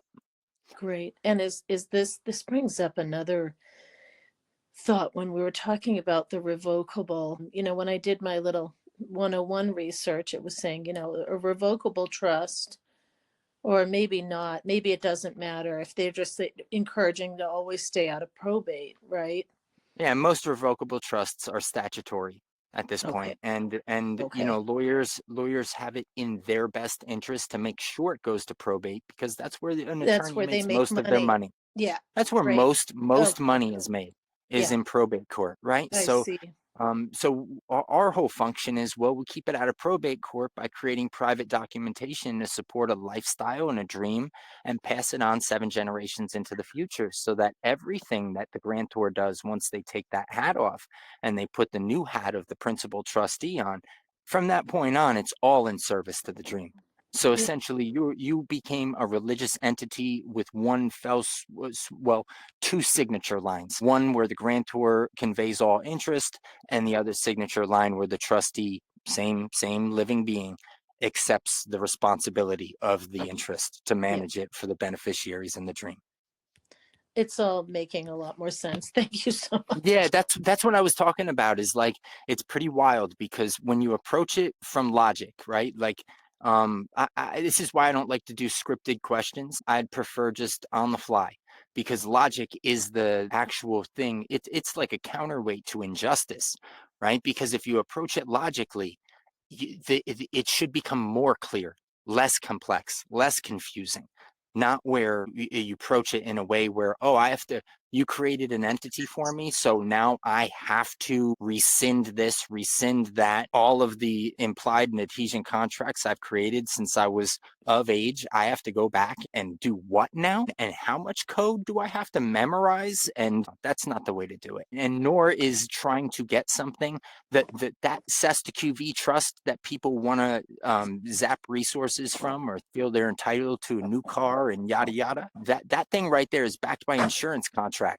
Now, there is no way for you to tell me who the beneficiary of an insurance contract that you can't see is. They could have an insurance contract on your head as an employee, which is the thing that I suspect is the actual thing that's going on behind the scenes. And that insurance contract, as well as the whole chattelized flock, can be leveraged, the full face value of all of it, to be able to create money out of thin air, and then rinse, repeat, and then just keep racking up the debt, consolidating the equity, right? That's the game that we're in right now. So the best thing that anybody who listens to this call can do, get yourself land, learn how to homestead, invest in technology that's going to be able to amplify that land, and be able to make it so that you can support yourself, your tribe, your community even, and get right with your neighbors. Learn to live off grid like a king and a queen. Don't humble yourself to living in an apartment in a city where you're dependent on the drip of drill baby drill, right? Get yourself into a situation where you are actually the master of your own environment, and you can grow your own food. You can, have your own water. If you're blessed enough, drink from your own spring. Like, these are the real things that is what opulence is. Opulence is not owning property on a coastline that's getting hammered with hurricanes and stuff. You know what I mean? That's not opulence. That's a liability at best. Opulence isn't a fancy car unless it's part of a fleet of fancy cars that you rent out as a high-end luxury car service, and you've got it strategically placed in a place like Miami or something with really good security. In a place like that, those cars are going to turn over that investment within a year, 2 max. But aside from that, get yourself some reliable vehicle. Leverage a life insurance policy. I would much rather pay 10 to 30 cents on the dollar and get the car that I actually want, rather than getting stuck with some jalopy or something that isn't going to service my needs. And rather than looking over my shoulder because I did some fancy signature because I thought there was a abracadabra that I could put down on the paperwork to make it go away, absent some crazy line of thinking like that, if you could leverage a small amount of money and turn it into something big and then get the things that you want. Also, the reason animals help and the four-leggeds help specifically is because if you feel like there is a vacancy where you cannot create something more than what you've been creating, so you're on a hamster wheel, take on more responsibility. The taking on of more responsibility is the thing that amplifies your presence. You will always be, your needs will always be provided for. If you're a bum on the street, a man who's just done and had it and is drinking himself to death, you'll always find alcohol money. You'll always find money for cigarettes. But if you also have a whole tribe that you support, you'll always be able to support them as long as you take on that responsibility and align with that flow. You see what I'm saying? So that has more to do with legacy building than anything. Align with the flow. The Tao already knows what's best for you. It's human arrogance that thinks that we should be the ones who are in control of the situation. Nah, jump into the river, kick back, watch the clouds, enjoy the ride. It's all heading in the same direction. We're all heading in the same exact direction, guys. Back to the center. I yield. Amazing. Thank you. Thank you, Fred. He just mentioned in the comments, these are definitely wise words. Joy of Zeus had a question. How and where did you learn to create trusts? Question mark. Awesome question. I tried to write a few and then I said, screw this. I need to see how professionals do it. So then I started to connect with people. I started to read through trust documentation, and I would read through very complex copywritten trusts that people would send me strictly because they wanted my input on it. Because, between that and the Black's Law 5th edition, I pretty much, lived off of that more than food for a significant chunk of a decade. That, listening to anything I could, consuming all information that I could get my hands on. I was always a great student in school, but I studied computer science and Taoism. And while that didn't necessarily feed my career path, let's say, or whatnot, as soon as I got a hold of some of these books and some of the resources that I poured through, I started to really look at the Constitution different and look at what some of this founding documentation said. And eventually it became where it was like a spiritual path, because I saw that once I dialed in my trust and my wife's trust, I saw what we were able to do with it. And simply by being inquisitive and having an inquisitive, curious nature, I try to keep the beginner's mind as much as possible. I keep that space sacred inside of me. So when I'm on the phone with an insurance agent, I'm looking to connect with the provider. I'm looking to connect with who their boss is. I have questions, right?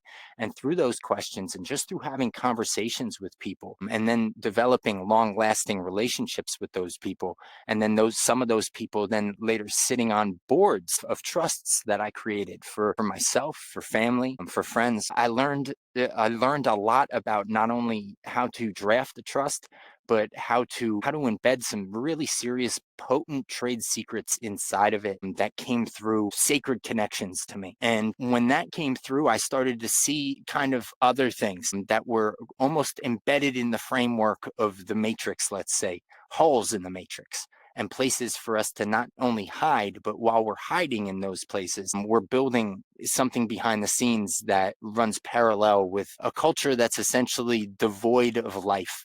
And it doesn't feed the best qualities that we have, right?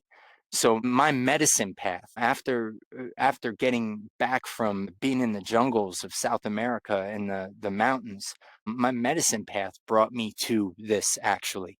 And then just researching it and learning through experience, learning what worked, what didn't, what to do, what not to do, having conversations with the banks and lawyers and, you name it. And just through that, guess I've gained a lifetime of experience and in a wide array of different fields because of the nature of the work. right? So I talk to people in all different paths every single day. And each one of them can connect on that same point, right? That we're all pretty much the same thing here. And if we amplify our unique presence and the reason, like our calling, our passion, the thing that we were meant to do, that's the thing that we're going to get the most energetic support behind us. And we can use it as a springboard. So, like, this conversation is part of that springboard. So yes, I'm just reading through trusts, drafting trusts for friends, and then started to charge for the process. And as I charged for the process, I realized that what was most important wasn't the price point, that at some point the price point would become arbitrary.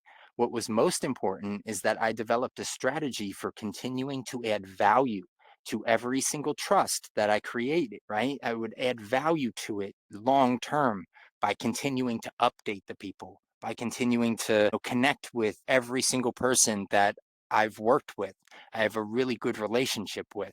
And to me, that's the dream, right? So I'm living the dream. I'm looking right now up at the stars, looking out into the Mark Twain National Forest, sitting out here off grid, just peaceful as can be, and wishing that everyone's dream would at least catch up to where I'm at. Because, I might be able to do this stuff better for you guys than I can do it for myself. Because you have to realize that it's when you're living in service to something greater than yourself, you get what you give. You get what you give. If that makes sense. If there's anyone on the call who has any questions at all, please feel free. I just wanted to ask, and again, this could be a more private conversation at some point.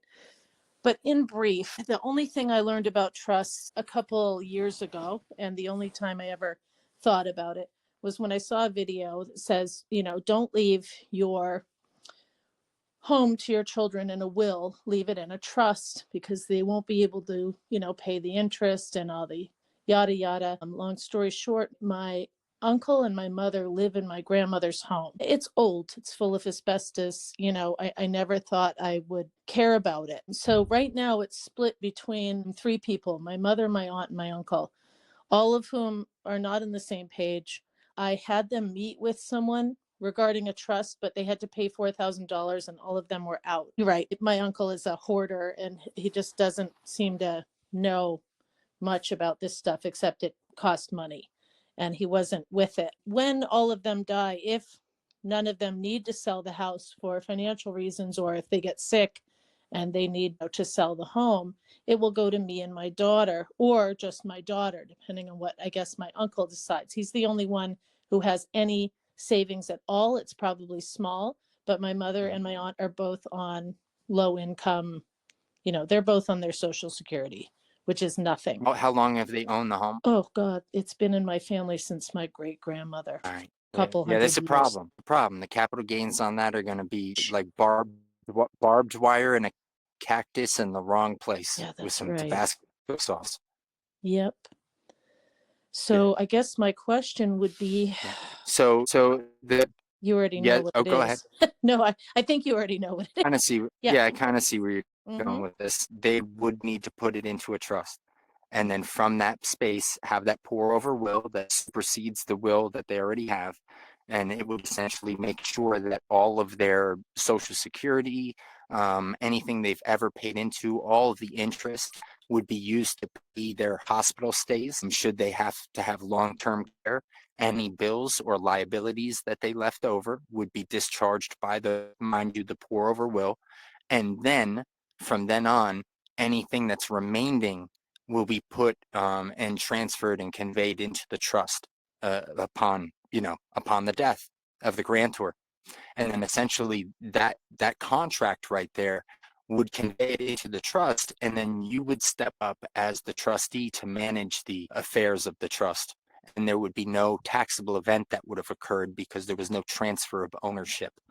They die, it transfers only because rather than them being trustees, you're the beneficiary, your daughter's the beneficiary, you guys step up, you're the new board of trustees to manage the affairs of the estate, and then you can choose to do whatever you want.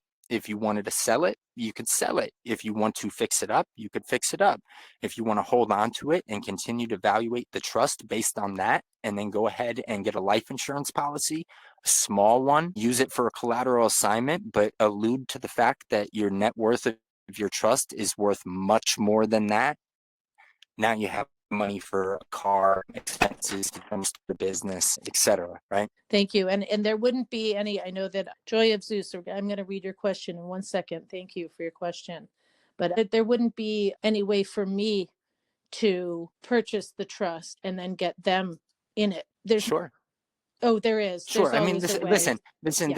This is where there's always a way. Yeah. Okay. Just right off the Great. top of my head, we would just restructure their will so it would point to your trust. I don't even Boom. know if any of them have one, because I Well, can't then imagine. that would be the document then. Right. The will would point and convey all interest back into your trust. And then from then you would just, treat it like it was. I mean, that Right. would be the preferred way, because Of you're the course. living, and the living is going to use that inter vivos trust until you die. And when you die, it goes testamentary. And then it's set up so that there are clear instructions for the beneficiaries to step up as the new trustees, and then appoint among their heirs or their tribe a new board of beneficiaries, and continue that process in perpetuity if possible. 7 generations is just the lighthouse. Understood. Thank you. Very, very great. And I know Joy Absolutely. of Zeus has a question. He says, do you, Shoot. he or she, I'm not sure, Zeus, do you use the manumission trust like Patrick Devine teaches, or Divine, where No. you make a manumission for your birth certificate, driver's license, social, medical, require a private bank registration for individual banker authorization, letter of credit, affidavit, so on and so forth? A genius in his own right. But Patrick Devine, no, we don't follow any kind of path like that. If anything, ours is the middle path. We treat this as a liberation cosmology, meaning there can't be anything speculative about that. Anytime you're dealing with that public side entity, it's all speculation. Are things that we can glean from information that's been released, voluntarily or involuntarily. There are things that we can glean that it is a trust. But as far as any documentation that was created to support the existence of that public entity, I wouldn't really mess with it. I would let it be. I wouldn't try to revoke it. I wouldn't put out, no need to set off any flags. If there's a way for it to just sit there and maybe be able to derive benefit one day, if you're 62 and in a jam and you need to collect something, if Social Security is even there at that point, then you'll be able to do that. But I don't ever advise that people get themselves into situations where they try to restructure documentation that they don't know what the other side of the contract looks like. It's very dangerous. It's also bordering on black magic, because even if it does work, it's hit or miss, and you can't prove how it worked, and you can't do it again exactly the same way. More of like I prefer the sniper approach than the shotgun approach, right? Less of a sporadic, like here's all this stuff. Just here's this one thing, and this one thing is enough. And that thing that is enough is that you have a contract with your creator that trumps all of their contracts, and at best any contracting that they even had the ability to do with you as a living being is only because of the privileges that creator granted them in order to be able to form this more perfect union experiment thing that we got going on. Yossi Joy of Zeus asks, are those the things you have warned against that could land you in prison? Speaking on the process of the manumission trust with Patrick Devine. Yeah, I don't know about any manumission trust. I know of a specific type of process that could be a manumitting vehicle, and that's the process that we work with. Now, as far as manumission processes or manumission paperwork, it's kind of counterintuitive, if you ask me, to go and ask for permission or to set paperwork up, aside from just paperwork that establishes that you're outside of somebody's jurisdiction when they're talking to you. So that should always be the only power that you ever need. And whether you have to leverage a religious exemption or a fine agricultural exemption, or whatever you have to do to be able to keep yourself in that space where their rules don't apply, that's the much better space to play in than try to morph and mold their rules or communicate with them in such a fashion as if you think that that's even possible. Okay, yeah, I had to step away for a second. I was just making sure that we answered that. He was talking about where you make a manumission for your birth certificate, driver's license, social security card, medical cards. That's private bank registration for individual banker authorization, letter of credit and affidavit against issuer, grantor, treasury, etc. There is a process. You have to have the core foundation laid before you can even engage in anything like that. Like, I mean, as soon as it's like perfecting security, any kind of security interest on something, or putting a lien on something, whether it's UCC or non-UCC, whatever it is, that whatever process you're doing, you have to be able to perfect that security interest first.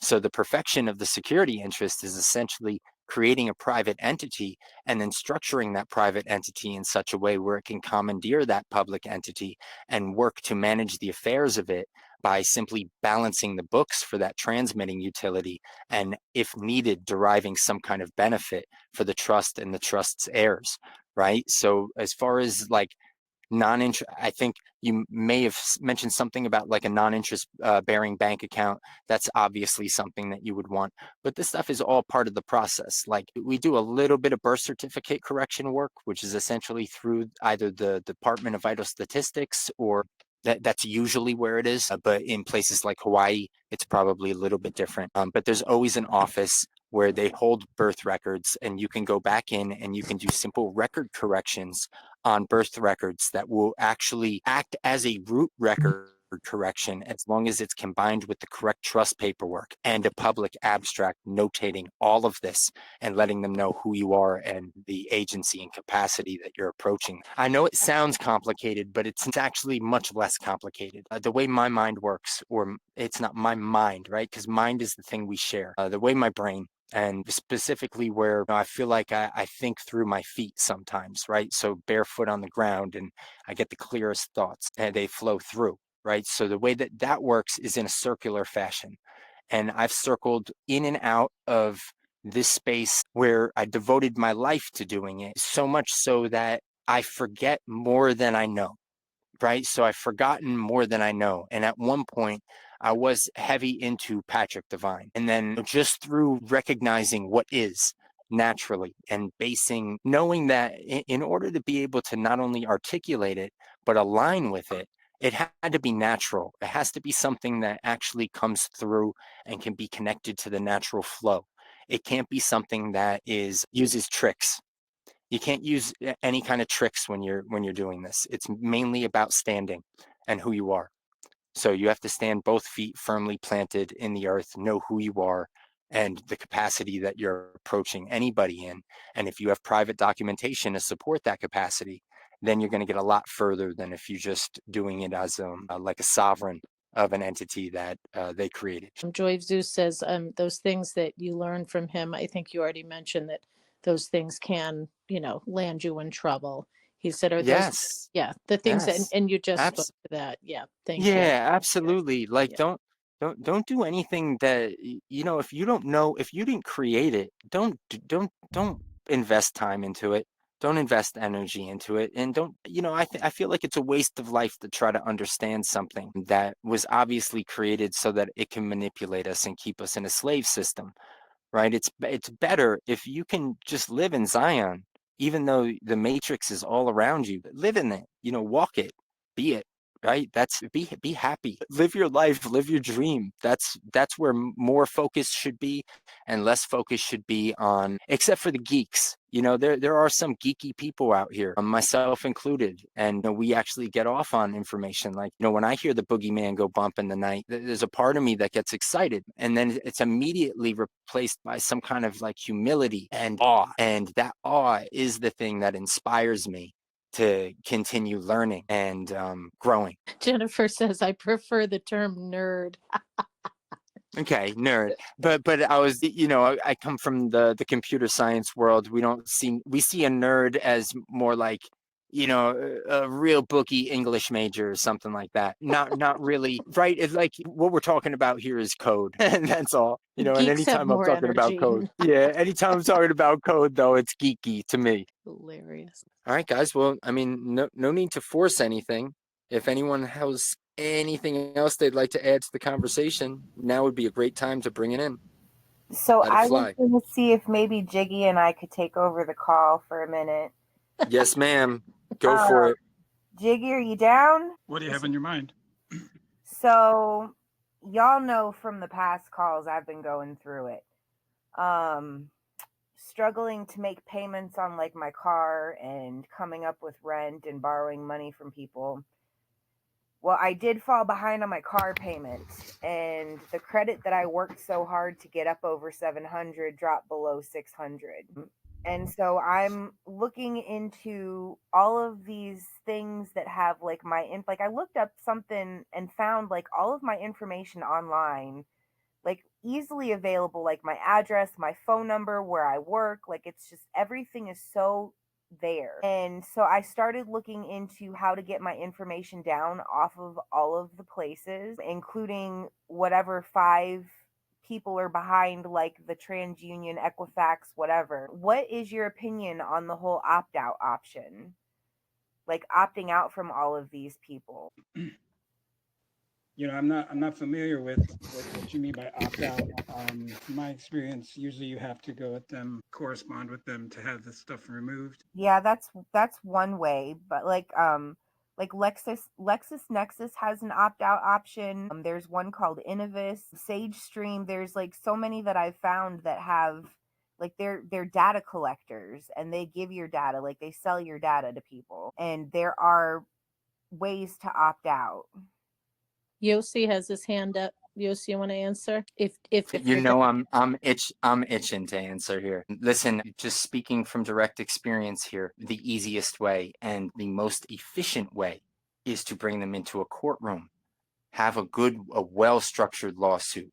Make sure that the data furnishers as well as the alleged credit bureaus are on the same docket as the alleged creditor. Okay, now as soon as it hits the docket, that's when you want to reach out to whomever's after the corporate disclosure statement, and they all come on board and say, this is who's representing us, yada, yada. You reach out via email, you tell them that your beef isn't with them necessarily, that it is with the alleged creditor, but that as part of a settlement, you'd like to structure it in such a way where no data on your name is reported in perpetuity, and that they suppress any data that they have right now and clear that chain.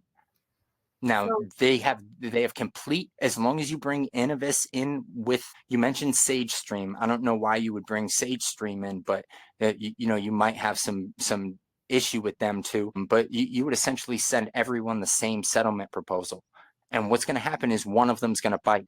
And as soon as one of them bites, and as soon as that is an incongruency with the rest of the record, the rest of them will either fall in line and settle with you as well and remove all of that data. Or if they don't, you can always go in on the back end, report them to the CFPB. CFPB will do it, especially if you have a judgment or a settlement with one of them. okay, so SageStream is like a part of LexisNexis from what I have looked into. Like, so when you're saying that I would need to bring them into a court of law, and you're talking about like who I'd go after and needing to include all of them, well, like the problem is specifically with a couple people, but like would I go through, because like obviously it's my car that was the issue because I couldn't make my car payment. Yeah, if So I've been dealing with this exact situation just the other day, and as soon as the paperwork was filed, they stopped the repo effort on the car. At one point, the gentleman actually in another case, the same area, about 4 weeks ago, he had to actually jump in the car while it was being repoed, and then I had to call up the repo company, get them to lower the car, get them to give him 24 hours. Sometimes when it's a situation like this, we can't discuss this, some of the, let's say, trade secrets about how to be able to negotiate this situation, retain the vehicle, hold on to it, file timely paperwork, and get them into a situation where essentially at worst, you're kicking paperwork back for a year or two. The wheels of justice move very slowly. That can go against you, or it can be used to your advantage. In this case, you would use it to your advantage, and you would continue driving in that property until there was some kind of judgment in a courtroom. And then if the judgment didn't go your way, you would bring it to an appeals court, as long as you had a very strong claim and you had data backing it up. So that's why you want to start off with a private administrative process. Unless you've gotten somebody who's already said, hey, we're coming to get the car, I wouldn't worry about it at this point, as long as you engage them in that process and that you send off one letter. It could be a self-executing intent to sue if they don't report the gap accounting back to you and provide you with the original purchase agreement and so on. Or you can do it through a series of 3 letters, but each one getting progressively stronger until the last one is pretty much the intent to sue. And that's the one that you're hoping will get them into a conversation, but rarely does. And through a private administrative process, you can then go ahead and get a judgment and default on them. And if you can do that in a small claims court, now you can levy that judgment or bring it up into the higher court and actually sue them for the title and the color of title. And during this process, your whole game here, if any, right, is there's data being reported on this. And for some reason, there are discrepancies in this data. And along the way, you are going to engage them in a conversation where you're asking them to please verify and validate this debt. And if they can validate the debt, there are IRS forms that you can use after they send you their IRS forms to be able to discharge that debt, but only in the proper validation, right? Because if it goes that way, then you want the IRS involved, because they're the ones who are going to look at the purchase agreement, the contract.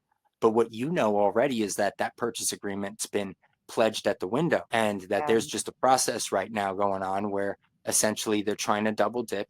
If you call them on it correctly and you cite the correct stuff and you've already set them up through a private administrative process and your paperwork is airtight, well, like I said, worst case scenario, 1 to 2 years, you're driving around in a vehicle while you're waiting a judgment. And then, not necessarily, like, why would you make a payment to somebody if you've already requested that they identify themselves and they haven't done so sufficiently? Yeah, that makes sense. So You like see what I'm saying? they haven't threatened to take the car or anything. Like I was Well, wondering, now's a good because time. I was Now's the actually best time. a couple months behind. So the way it happened, I bought the car in Tennessee, moved to California. They still have the California address, but I'm not in California anymore. Oh, so you don't really know what's going on. They could have served you paperwork. They absolutely could have served paperwork. I didn't Okay. get nothing. All right, so there's a database that you can look this up in California. It'll report the thing that they would do first is they're going to try and serve you paperwork. If they defaulted on you already, they're going to report the car stolen property, right? So in California, there's a database. I think it's a public database. You can go and you can put the VIN number in, see if the car has been reported stolen. If it's been reported stolen, get off the fucking road with it, excuse me, right? And park it somewhere safe. If you want to keep holding on to it and you don't want to return it to somebody, then you would absolutely want to disable a GPS. Like that would be my first line of thought if I knew what I was doing when it comes to this kind of stuff, Do you know the name of that site to check and see if the car has been reported stolen? It's different in every state. We've had to bring it up in a few different states when people have gone through some similar situations. The best thing you can do is be proactive. Get your letters dialed in. If you want to get with me on the back end, I can help you. I could send you just like a sample of what I would something send should off? look like. What's up? Would it be a dispute, or would it just be automatically go ahead and file in the court? Well, you're not disputing anything. What you're saying is essentially, I've been getting demands for payment from this entity, and because of what I've learned about the way that these entities are structured, there's a lot I'm leaving out here. But essentially, so that I know who I'm communicating with, and because I know a little bit about contracts, I know that put it this way, Jennifer, get it in your head right. Think in terms of, if you have a contract with somebody to come and clean your car out on Friday, right? And you say to them, I'm going to give you $200 to clean the car out on Friday. Cool. Say you have a contract with me, right? That's awesome. Now, I'm going to hold the contract so that I can hold you to that, because I want that business. Okay. So then when I come back to you after the car is cleaned, you sign the contract. Now, the contract says that you owe me that money. As soon as you give me the money, I can turn around and give you the contract. Now you're in possession of that commercial paper for that transaction, okay? Because you're the one that is supposed to be holding that. Same type of situation happens with debt. Now with debt, if I take the contract and I want to turn around and sell it to Tony on a Tuesday because I don't want to wait until Friday to clean your car out, I need $150 right now. And I know that Tony's down to make $50 whenever he can, right? So I'll be like, okay, hey, you take the contract, you collect from Jennifer. Now, if Tony comes up to you and he says, you owe me money, what's the first thing that you're going to say? Where's the contract? Now, if Tony has the contract, but I don't, and I've already come and cleaned your car, I can just walk away. I don't even need to talk to you that day. It's already been settled. But now if Tony comes with the contract and you're saying, okay, now I owe you this because I need that contract back. Now that's the way it's supposed to work. So if you're paying on something, you need that commercial paper back. And the only way that you can guarantee that you're paying the right entity is if you first do a validation process. Make sure that in the case of a loan being extended, you would make sure that in the GAAP accounting that on their side of the books, the invisible side, that they actually started off with the first entry being in the debt column, or at least having a minus sign, not being something that was a zero or a credit from another entity, right? Because that right there, it exposes the mischief of it if you just drill into the accounting. So because of that, you go in fully locked and loaded, and you go after the original creditor to be able to prove that they are the ones who have that contract and they're the ones that you should be paying. Now, if they can't produce it in a timely manner, then every single credit agency you can get damages from each one of them because they were reporting data that can't be confirmed and that since has been disputed. And if you're disputing a record, it can't be used against you. So now your position of leverage is you did all of that. You even brought the creditor in just to expose the fact that this is what's going on behind the scenes. You probably will lose the case with the original creditor, but all of the data will be suppressed. You'll be driving around in a car, saving money, save that car payment every month, put it into life insurance so that at the end of this, if a judgment does go against you and something goes sideways, you've already positioned yourself where you're going to get the $30,000 or $40,000 car because you've already stacked that, right? You see what I'm saying? Yeah, it's I get the process. I get it all. I just am not comfortable with being in this position right now. Well, then work out a payment arrangement. Tell them that your situation has changed and that you want to restructure the loan. Can they do that for you? I mean, I only owe like $2,000 left on this car. Like, I legit could not believe So that's so look, what I just explained to you right there is something where if you owe 10 plus, right? You owe 2,000, like, just fuck, I could negotiate I with could them. put it on a credit card right now and pay it completely fucking off. Like, Do it. Much easier to do that than tangle with them. Much easier to do that than and then pay that credit card down. Or if you had a problem, at least the car wouldn't be attached to it. Yeah. Right? The credit card company is all they want are those credits. Yeah, that They was want something I didn't even think about, was just paying the fucking car off, and then it would come right off my fucking credit. boom. Now you're pay it off. That's what I would say. Like for real. Anytime that you can get that close to paying something off and getting the title, get the title. Okay, all right, cool. I didn't even think of that. Well, I guess that ends my research and my brain going crazy overthinking about my credit tonight. If she were to pay off that car, Yossi, with the credit card, what would you recommend after that? For what? Well, if you're going to continue a card payment with interest. Well, I mean, look, if you're not paying that car payment anymore, surely you could take half of it and stuff it into a life insurance policy, right? Yeah, at this point in time, I'm not really 100% sure what they're planning on doing.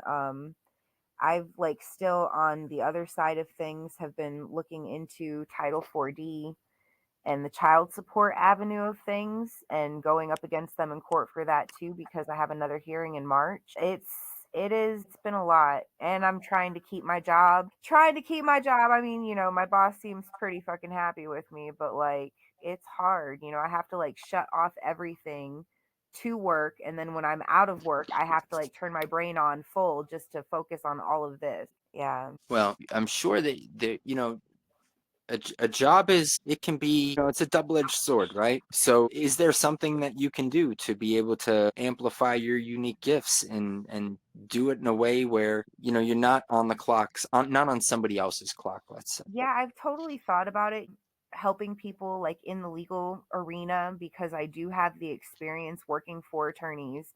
I do have Okay. the experience drafting the pleadings, doing the legal research. All of these things I could put towards helping other people.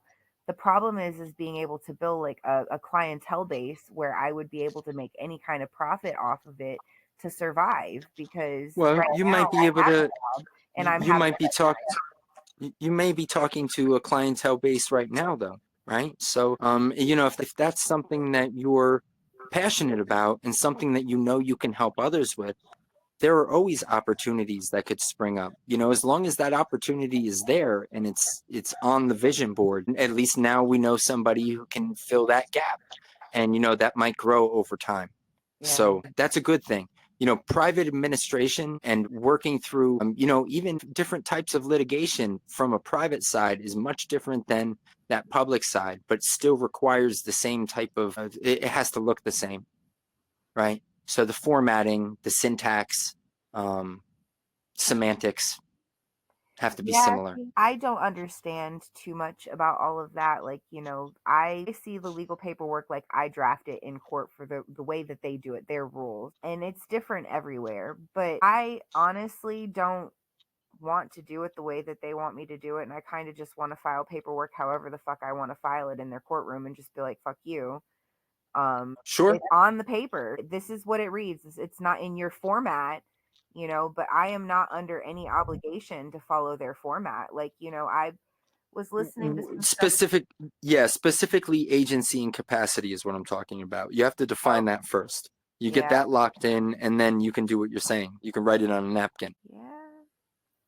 Do I have to do that before I write it on a napkin? Because I'm kind of tempted to just Sure. give a napkin to the judge next time. Sure. I mean, otherwise you're essentially private property, Yeah. right? What is my property doing? What is my property doing coming in here whiling out like this? Somebody get a psyche vow going, please. Really, for real. Like, you want to make sure that your capacity is cleared up before you start. Yeah. We need a comedy show where there's a judge and you're pretending to be the judge. Yup, absolutely. My old boss, the one that had been doing it for like 50 some years, he's still at it. He has a statue of a judge in his office given the middle finger, because he knows. How appropriate.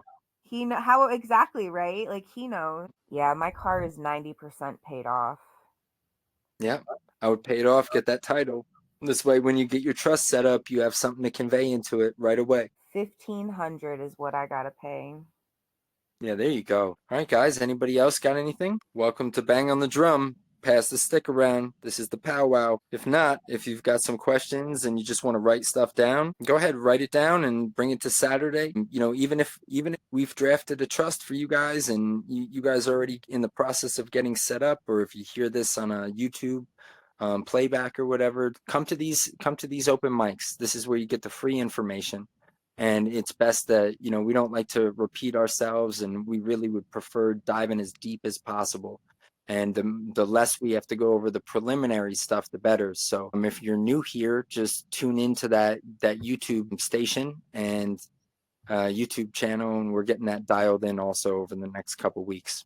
Check out the website, yada, yada. Mr. Oz? No, you said it best, brother. Yeah, if you want to find any particular information, our tech goon does pretty good at labeling the shorts and such on YouTube. We can all look forward to the rest of the socials being set up and starting to be pumped with content. Yep, the website is definitely up and running, trustmedicinepeople.com. You can pretty much search Trust Medicine People on any platform. It comes right up. Yeah, Yep, feel free to share. Every time we do these lives, the more people we can get on and help educate and help edify that financial road for them, and especially if you know anyone that has a particular vision and has that alignment in the heart. Most importantly, of course, and anyone that wants to help other people, we not only want them, but we need them on the call. You know, this is a tribe effort. If we really want to make a difference in the world, it helps the whole thing, you guys. You know, so share with. I think we've got one more question, brother. Yeah, you've got one question. Okay, looking at the schedule for the consults, I've got some thoughts, separate things. I think things like a trust streaming the fan, but also looking for info on starting the process to set up the sanctuaries. Would those be separate consults? I need that specifically clipped, Mr. Toad. I'm not sure about the clipped portion of that, but B, if you want to schedule a consult, it'll go right on our calendar, and then yeah, we'll send you the link. It is this link, which And it wouldn't be two separate. Yeah, it wouldn't be two separate consults. Yeah, two separate consults. Oh yeah, for no, I'm saying and, it wouldn't be because the trust and the sanctuary is the same thing. Okay, yeah, I misheard you because I'm like, no, I'm pretty okay. I guess it's two. No, yeah, it's the same consult, and it's a 30-minute block. It's a 22-minute consult, and then we do an 8-minute, to help us prepare for the next consult. But if we go a little past that, and if we don't have one booked for the next half-hour block, we can go a little longer for you. B, but yeah, just schedule anytime. It'll hit our Calendly, and we'll hop on with you. And we do record all of the consults, just to let you guys know, and that's specifically for your convenience. If you don't want them recorded, we don't have to, but if you do choose to have them recorded, what we will do is send you a transcript and an outline of everything that we've discussed, and so that you can use that to build off questions for the next consult or for these open mics. Yep, it's easy to reference back to those transcripts so you don't have to take notes as far as the Q&A. And then generally in those transcripts, if we're talking about a business plan, that business structure and outline is included with that. So yeah, we're doing everything we can to really help you guys, and yeah, that's all I got. So I appreciate everyone being on the call. One big thing, it does help. Our Facebook group is growing quite rapidly. We started with a fresh page, I think right about a month ago. Maybe a little longer. We're breaching 1,000 members at this point, and it seems to be growing that J curve. But anything helps, you guys. So we are running a little contest right now. Basically, at the end of this month, so we have 3 more days. The top 3 people with the most amount of mutual friends in the group, which is easy to find. You just go to people and they'll show you how many of your mutual friends are in the group. So the top 3 people with the most amount of mutual friends in the group gets half off of their credit repair. So it's normally $888. So we'll do the full repair. If you're in the top 3 in the selected winner, it's only $444 one time for your credit repair. So easiest way to do that is to go to the page, hit invite, and if you hit suggested friends, it'll give you the option to select all. And that's the quickest. It takes like 3 seconds. You can do a mass invite. Obviously, it really helps us in our vision and our mission, and also gives you the opportunity to get 50% off your credit repair to get you guys started. Yeah, thank you guys. I'm gonna go turn in tomorrow morning. Gonna go bring this cat and get his nuts snipped. Already. Poor cat, but yeah, sometimes needed that little pest. Well, it's to protect his life. He could smell right. He could smell another cat in heat in the forest or something, and then we lose him. He wouldn't know how to survive out there by himself. So. Okay. B said something about throwing it on the 29th. It's your anniversary. I think there's only 28 days. Or is there 29 this month? I think it's 28. Yeah, right? I think it's divisible by 4, right? Yeah, I think so. So I don't know if that was a joke, but no. Yeah. Oh no, Mr. Sticky, much love, fam. All right, B. Yeah, we'll look forward to that consultation with you on Friday. And yep, I'm gonna hop off too. So unless there's any last impertinent questions, we will be live again on Saturday night, 8 o'clock. As you guys know, the Saturday nights are a little different. We kind of more tap into the Medicina side of things. Always fun and exciting. So hope to see you guys there, and much gratitude for all of your time and energy, and just much love to all of you. I do have a quick question before you hop off. So back to the whole car thing. If I was to pay it off, that would almost max out that credit card. Do you think that would be worse in the long run, credit-wise? Well, like we've explained, we are tapped in with experts who can pretty much clean up any mess that you made with that. But the whole thing is, if you're having trouble and you require that vehicle in order to be able to support yourself, then that has to take precedent. And then as soon as that takes precedent, just make sure that you really start paying that card down as much as possible, if possible. Even if you had to get better terms on some business funding and get yourself into a situation where you had, like, let's say 18 months at 0%, because you got locked into some really good business funding. You had an idea, you sparked up an LLC, you connected it to a trust, and then from that point, the credit on that end wouldn't affect you as much. That would be my play if I were you, is get the car paid for and then position yourself so that you can, you come on with a lot of brilliant, insight and a lot of wisdom because of your experience, right? So it would be good if you were equipped with the proper technology to be able to actually communicate in the way that you want to, rather than the way that you've seen you have to. Yeah. Right. All right, good deal. I'll let y'all go to sleep now. Thanks, guys. All right, guys. Have a good night. Peace and love, y'all. Thank you again. You too.